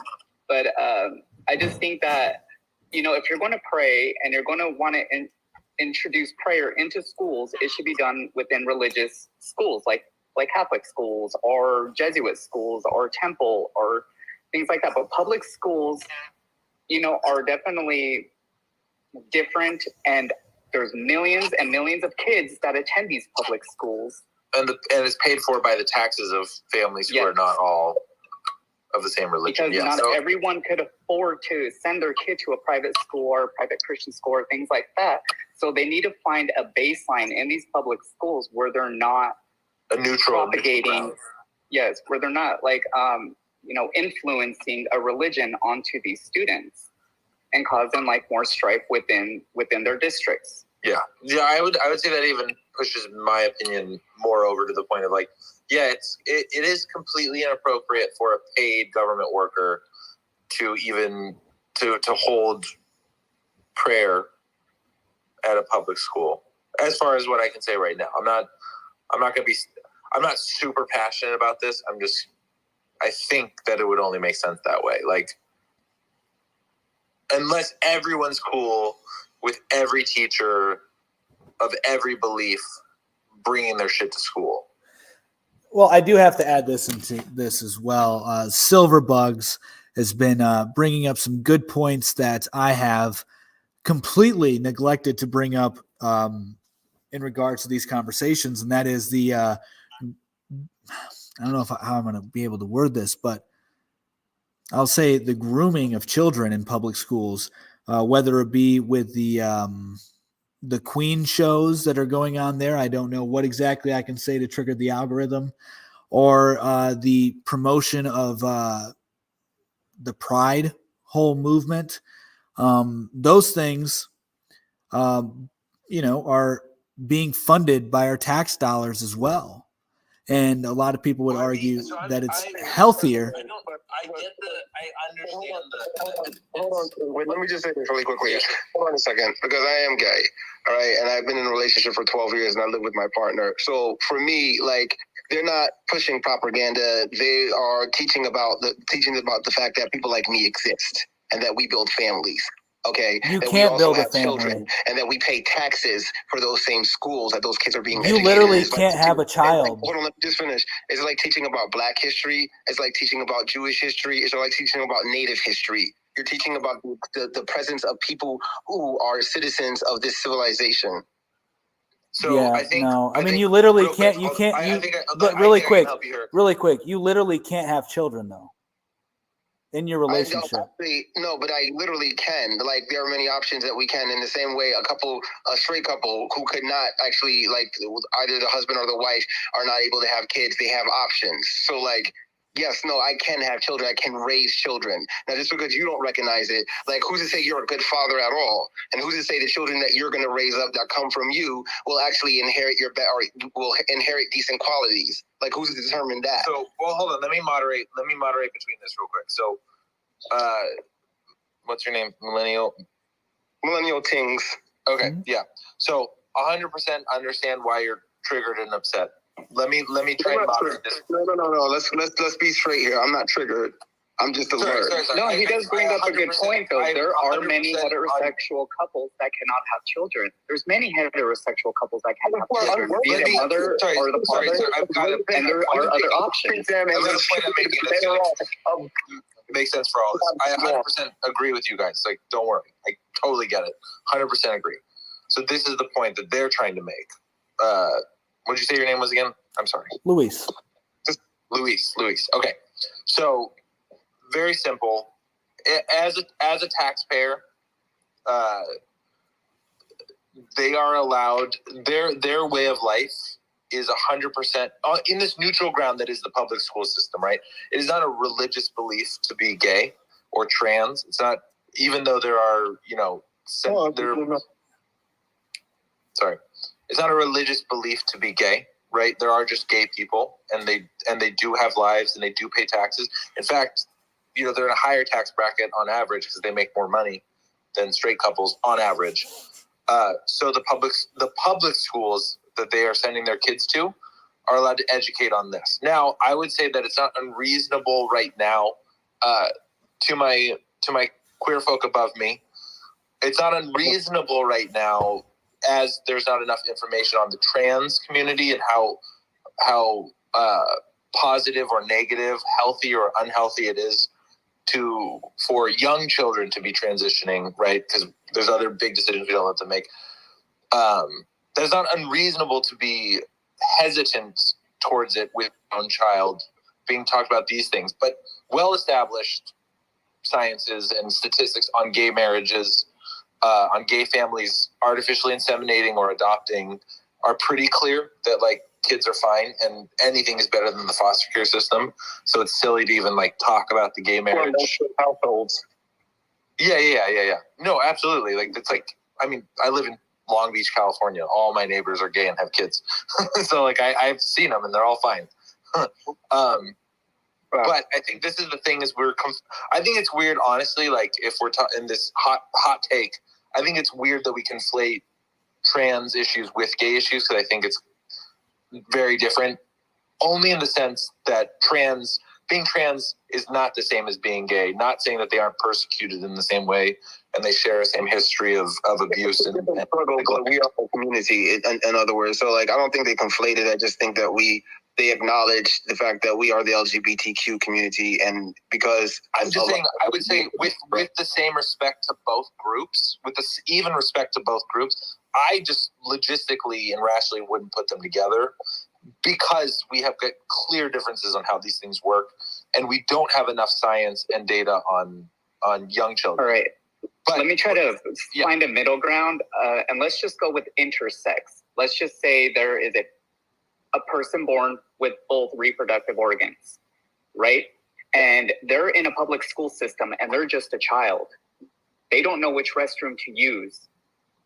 Like, I don't know, Miss Sanders, why is I think Jenny over there, why is Jenny using the teacher's bathroom, right? It's like, why is Jenny using the teacher's bathroom?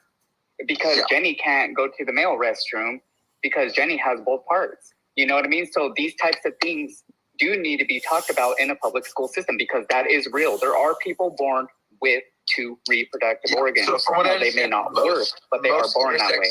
Most intersex kids end up... It's very rare, but it does happen. Yeah, but from what I understand, most of them end up clearly one gender or the other gender. You know, it's rare that they're like, I feel like both. But either way, like we can't... But I mean, why do you feel like... No, but why do you feel parents who don't choose and will let them choose as they get older? Sure. Why do you feel like the issues of trans is any separate from the issue of homosexuality? Like they are both like groups of people who have existed throughout the course of humanity, and whether or not like this country is where it should be on understanding, you know, or modern science is where it should be on understanding exactly what, you know, being trans is. It doesn't mean that the social structure, the social culture itself does not exist within our society. Again, this is what I'm saying. We approach both with... Wait, let me just finish real quickly. The fact that our approach is the way that it is the reason why trans women, especially Black trans women, have the highest murder rate in this country. Yeah. So, no, I do believe that you're not pushing an agenda. You're not teaching children which direction that they should go. You're teaching children that people exist, that there are people in this world that exist, and that these people exist in their families, aunts, uncles, cousins, different relatives, different friends of the family that exist amongst them. So no, children should understand that people exist. Yeah, so I agree with that, but I think what Luis is concerned about, especially from his Christian perspective, is that there's a difference between telling people that something exists and then telling that, and again, let me finish this. This is going to be heavy for like 1 second. There's a difference between explaining that we should respect and acknowledge people who exist and knowing if that lifestyle is good. Now, that's the heavy part. Hold on. And when I say good, I don't mean objectively, morally good or bad, right? I think as Americans, we are free to do what we want to do. And as me, I'm centrist and agnostic atheist.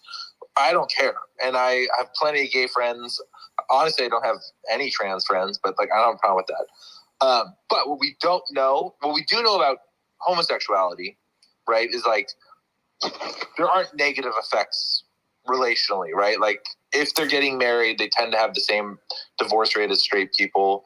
If they have kids, their kids tend to turn out the same. What we don't know right now, scientifically, just based on data, is, telling kids it's good to transition, right? Because what if there's a kid who's confused that isn't trans, but they could be convinced they're trans? And this is just a perspective thing, right? There are kids who are trans who know they're trans and they'll be trans forever. But if we don't have enough data on something like this, it can be dangerous for a mass population, right? To say like, oh, you're confused about your gender, you must be trans. Or like, hey, you're 13, do these things that you can't reverse. That's all right. I'm going to interject here because there's so many things. All right. I'm going to talk now. No, I'm going to talk now. So there's so many things that have been discussed between you guys. Firstly, you guys are all objectively wrong. And secondly, the main point that one of the main points that I really wanted to touch on is Millie, I don't know, said that the Pride movement people, they are taxpayers, so they should be identified in the school. Well, if you're going to be consistent, religious people are also taxpayers. So should they not be also taught in schools then? That's just one point. That's just one point. That's not belief. You're talking about belief. No, you said that you're taxpayer, so therefore you should have the right to be taught. People are gay. Like gay people lead gay lives. That's not what I'm asking. That's not. No. That's not what I'm asking. Are you only straight because you're religious? No, I'm straight because that's the natural default of humanity. Because in order to procreate, because in order to hang on, you guys have rambled on a lot. Speaking about a lot of degeneracy here. So I'm gonna jump in for a minute. So naturally, things are heterosexual because life wants to continue. You can't continue life without heterosexuality. Hang on. No. The only exception to that would be asexual beings. But by default, you have to have opposite sex in order to continue life. So it is not a choice to be straight. It is the default. It is a choice to go the other way. The male prostate shuts that whole argument down. It doesn't, because that's the byproduct. That argument is so stupid because the byproduct of the prostate is pleasure. It's such a dumb argument because it's the byproduct. It is not the main thing. It's not the main purpose of it. It's not like, hey, guess what? The main purpose of my prostate is to have something in it and feel good. That's insane. And the evolution of human sexuality. It doesn't make any sense that it would be an evolutionary perspective either, because if it was evolution, then evolution would cut it out because it would not exist. It could not exist in an evolutionary perspective. It couldn't. It couldn't exist in an evolutionary theory, in a framework, because you guys would be out of the gene pool because you guys can't procreate. You see, that's how you don't understand evolution, because in evolution, the entire population can't be straight or we'll all be fighting for resources. They have to be, because that's how life is. And then the people that aren't typically are abused as young kids, are shown sexual stuff as young kids. It's pretty sad, actually. And these are all statistical facts that most people end up that way, have been abused in some way. It's very sad. What about the bonobos? Where's your statistic? There's an entire class of ape that do engage in homosexual activities. Well, I'm not going to go down this rabbit hole again. I've had this whole. You guys can go back and speak. You guys can go back and listen to many other streams that I've done that have clearly listed out my arguments in this. I don't feel like going down this rabbit hole again. It is objectively false for all my viewers. Just know that this is degeneracy. This is what happens when an empire's fallen. It does. Sexual liberation is the process of an empire collapsing. Fact. I thought it was a question. Wait, hold on. I've been waiting patiently, and I'm super ready. Okay, so we were talking about you're saying your objective standard for whether, I mean, obviously it's God, but you're saying like, oh, homosexuality is bad because it's not natural, right? Mm-hmm. That's what you're saying? Okay. But like cell phones and the internet are not natural, but we use them. There's something that developed in society that made things work in a certain way, right? You're talking about two different things. Technology and sexual behaviors are two different things. This is exactly what they were saying a second ago, right? At a certain point, populations can develop habits or technologies, and let's just call homosexuality a technology of society for control of the populations, right? Yeah, it is. That's surgery is not natural, right? You're going against the natural law of how God wrote your body to deteriorate, and humans have stepped in and done something different. That's not true. You're conflating insane things. You're conflating insane things.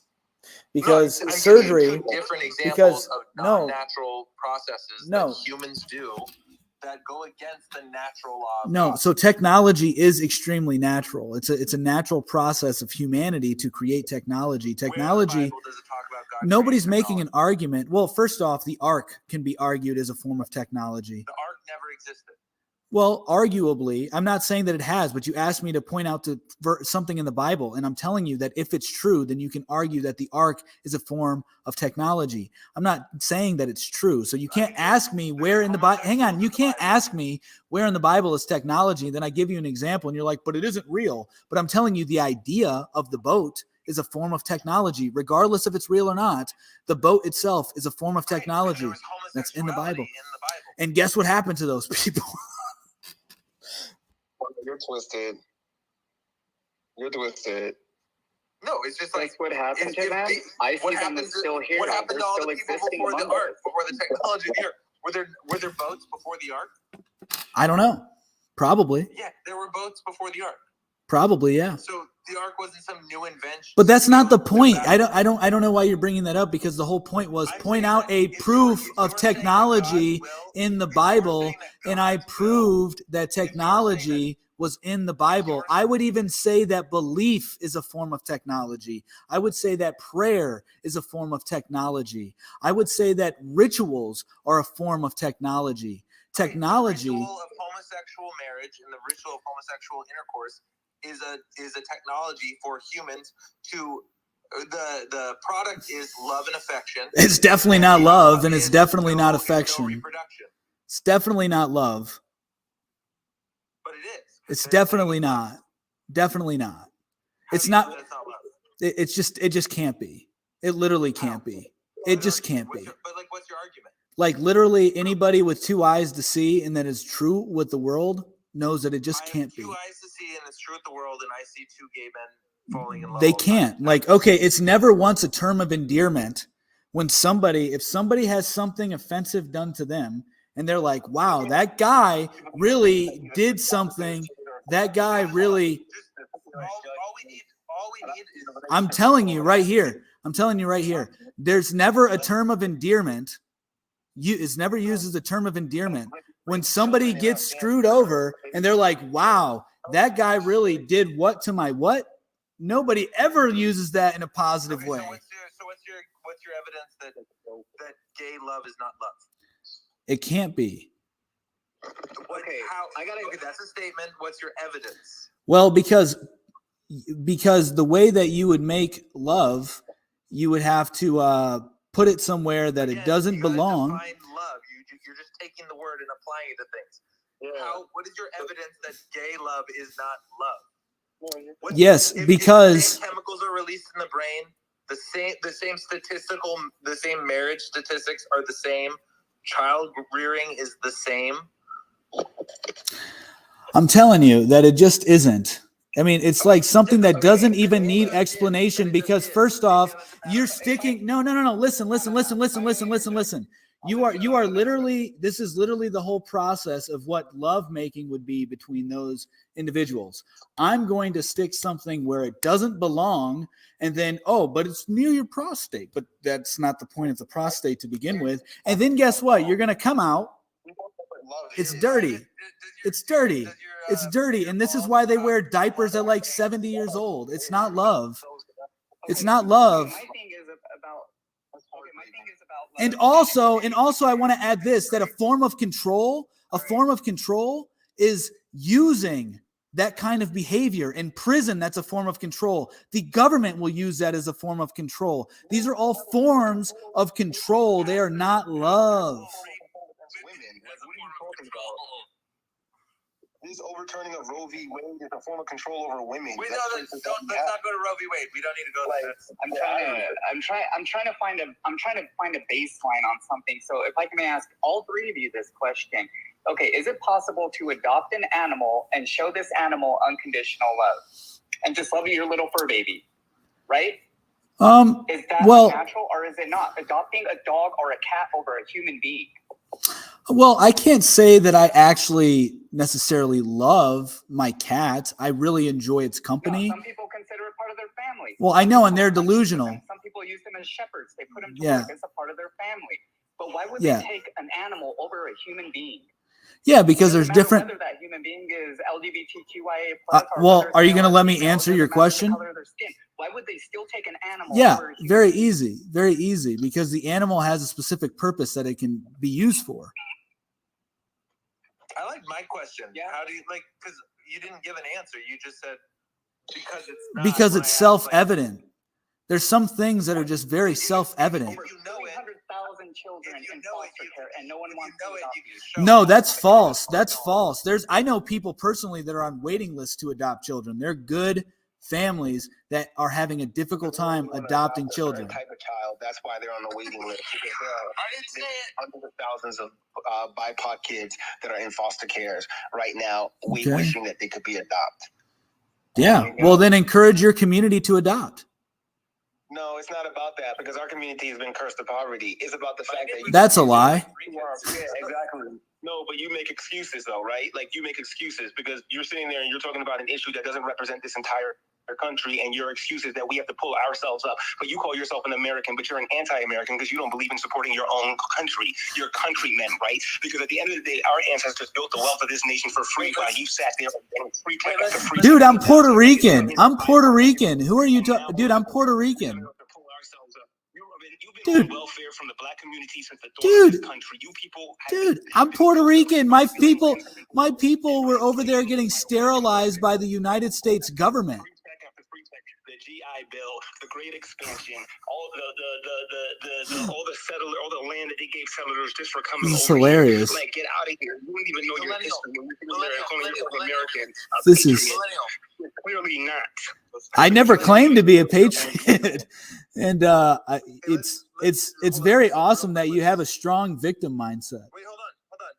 No, it's not a victim. It is fact. You can sit there and call yourself a Christian, but Jesus would tell you at the gate, "Depart from me now, for I know you not," because you don't have His heart. Because you don't recognize. Why did God say, "Get the rocks, Abdul"? That's what God said.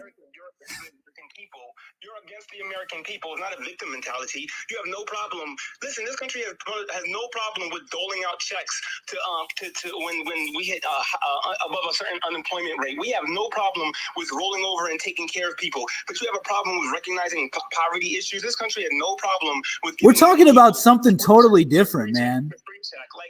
This is insane. Black and indigenous people, get out of here. There's no coherence to what you're saying because it's not even relevant to the conversation. Okay, sure, because you reject it. No, it's literally no relevance to the conversation. You believe in a book that contradicts everything you stand for because you literally.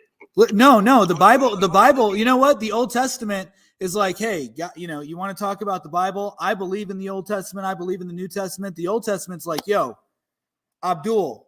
They do things that I don't like. You grab the stone, my friend. And Also, they're like, yo, you want to take over? You want to, hey, I told you can have this land. I told you, Abraham and your children, you can have this land. But guess what you got to do to get this land? You got to go to war, my man. You got to go to war and you got to win, but I'm on your side. So, no, you're talking about something that's totally not even Christian. It's totally diluted Christianity. Real Christianity is literally what I'm talking about. You haven't said a sentence that was coherent to the next sentence. Since you started talking, what are you talking about? Wait, hold on. Everyone, chill. Millennial, I understand your frustration. Let's just take it down because we got to communicate. And wait, don't tell me to take it down. No. Yeah, take it down. Take it down. Take it down. Chill out. Don't do that. I'm saying we're not getting anywhere, right? If the goal is, but I'm not the one turning it up. He's saying flagrant shit, so don't tell me to take it down. I know. Oh. That's the whole point. The point is to, if you know better, right? We gotta sometimes you gotta just take the bullet in the flat jacket. Every man for themselves. This is a toxic individualistic society. Every man for themselves. Okay. Fuck out of here. Every man for themselves. No, I defend my own, just like you defend your own. Hell no. Every man for themselves. Fuck out of here. But that's you, but that's not me. I'm not saying that. I'm saying let's relax and find. We got. I'm not the one you're the one saying flagrant shit, and you're the one trying to back me up. No, if me and him were in a street fight, you be the one who I be looking at like you're on his side because you're both are cornering me. Nah, fuck out of here. I win. I'm not cornering you at all. I'm saying I agree with you. What I'm saying is we need to figure out a way to communicate so that what we say is taken with thought and not with defense. That's all. Anyway, the point I'm trying to make is that it's just really sad. There are millions of Americans that would legitimately choose a fur baby over another human being. Which is you know what I mean? so dumb. More than a member of the gay community. You know what I mean? That really pisses me off, and that's very ungodly because that's our own species. It's not ungodly at all. You're ungodly. No, you would take an animal over a man? What kind of way? You'd rather choose to take a dog in and love this dog, show it unconditional love rather than your fellow man. No. Regardless of his sex, his creed, anything. Oh, well, no. I mean, Jesus hung out with sinners all the time. Yeah, and is that something that you're willing to do? Yeah, I mean, but I don't have to associate with them. I can try, this is my genuine feeling. Hang on. This is my genuine feeling on the whole LGBT thing. I look at them as the same way as I would look at a severe alcoholic. They're just lost. They're very sinful, and there's a lot of things that they have to work on in their life. I'm not saying I'm perfect. I have a lot of sin in my life, but that's the sin they battle with. So the difference from a naturalistic point of view, the difference between an alcoholic and a homosexual is that we have actual data and science to prove why alcoholism is bad and harmful to not only to the body, but why is it that 70-year-old men who engage in those kind of activities have to wear diapers? I know one. Huh? My wife's dad is straight. He wears diapers. Yeah, I'm telling you that it's more common in that community because of what they have to engage in, and I know personally. Is it morally wrong to poop in diapers when you're 70? That's not my point. My point is that you're corrupting your body. Your body's not made for that kind of activity. That's what I'm saying. And so over time, body's not made for fried foods. Do you eat fried foods? You shouldn't. No. Okay, so are you as bad as a homosexual in the? No, because they're two different things. Two different things. You're conflating way different things. You were saying that the thing is bad. Your argument was because something uncomfortable and unnatural happens later. Is why it's bad. That was your argument. Yeah, and so it is bad to eat fried foods. If it's good, then why do people poop their pants when they're 70? I'm like, okay, so anything that's bad for your body is the same as homosexuality. No, that's such a illogical statement. They're way two different things. Your defense for why homosexuality was different and why it's bad was, why do they poop when they're 70 in their pants? And then I said, no. My whole point with that is that you engage. I can make love with my wife for 100 years. I can make love with my wife for 100 years, and I probably will be able to because, got the high T. That is what it is. Just got the high sex drive. So when I'm 80, 90, 120, I'm still going to be pumping out children, hopefully. I don't know. I can't say hopefully because my wife won't be able to. So anyway, my whole point with that statement is when I'm engaging in that, my wife will never, ever, ever, ever have to worry about something tearing and ripping and then forcing her to wear a diaper for the rest of her life because of inappropriate actions. No, the body will function as it's supposed to function, and we will have as many kids as we're blessed to have because we are doing it the correct way. Bro, the fact that you and I are wearing glasses makes this a very hard argument on your end because our glasses are unnaturalistic to our being. You're right, dude. You're right. And there's many ways to fix your eyesight naturally. But you're aware that giving birth to a child can tear the vagina down to the asshole, right? Or that's a modern thing. That's mostly a modern thing, by the way. Fact. How would you even have that information? Because we actually go to a midwife. And she is extremely based and knows the history of this stuff very well and has delivered many babies. Argument on authority. All of your guys' arguments here are on authority. No, exactly. Most of the arguments here are on authority. Why is something bad? And then you said because old people sometimes that are gay shit in diapers more than old people that aren't gay that shit in diapers. I don't know how you don't see that being a downside. I don't know how you don't see that being a downside. And say that people would rather adopt animals over their own fellow brethren. And that just seems to me be unnaturalistic. I'd rather take in a freaking giraffe than a homeless guy on the street who may be disorderly and non-functional. Or I may take in a cat. I mean, I'm definitely going to take, I'm definitely going to take in, I mean, you have to quantify what you're saying. Cause I would definitely take in a stray dog over some homeless heroin addict. Fact. I got a family to care for. So you got to tell me what exactly you're talking about when you say your fellow man, because there's a variety of fellow man. I would much rather take in a rat and keep it in my cage as opposed to bringing in some homeless dude that could be a predator that I don't know. For sure. I got 3 small children to care for. So yeah, for sure. Yeah. I think it's a stray dog. Is there a risk of the dog attacking your children? There is, but it's easier to control. The parameters are easier to control. Dogs are more predictable than humans are. If a guy is not very functional, don't you think he'd be easy to control as well? Because he's not in the right state of mind? No, that's exactly why you see those police videos of dudes on PCP and they're not functioning well. They're chaotic. The better argument is humans, even Christians, treat their pets with more dignity than other humans they don't know on the street. That's such an insane argument. I love humanity. I'm very pro humanity. I'm not for sinful behavior.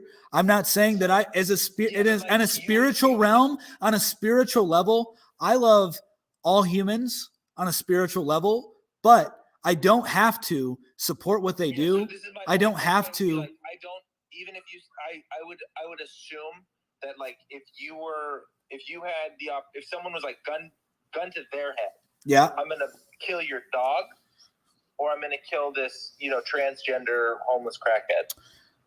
You're gonna choose them. You're gonna choose the homeless crackhead to get shot because you have more affinity for the life of the dog that you are connected to. But that goes against your Christian nature because... No, that doesn't actually. I've already listed this many of times, guys. Nobody listens to when I quote the Old Testament. Nobody listens. It's the old law. We don't follow the old law. No, you do follow the old law. It's illogical to separate the two. Anybody that does is not following it. Under the new covenant, dude, Jesus said that the law didn't change, bro. He's enforcing the law, bro. The Old Testament is where it be. Is your shirt made out of one fabric, or is Here goes this lame argument, dude. Here goes this lame argument. All right, guys. Guys, we're going to be done here because I have a feeling that I'm pushing the luck for the stream. We'll hop back on here tomorrow. I'm here every night, 10 p.m. Eastern Standard Time. We'll have other topics to discuss. We'll have debates coming on. So, yeah, no, that's not true. You do follow it. So, anyway, much love. Peace.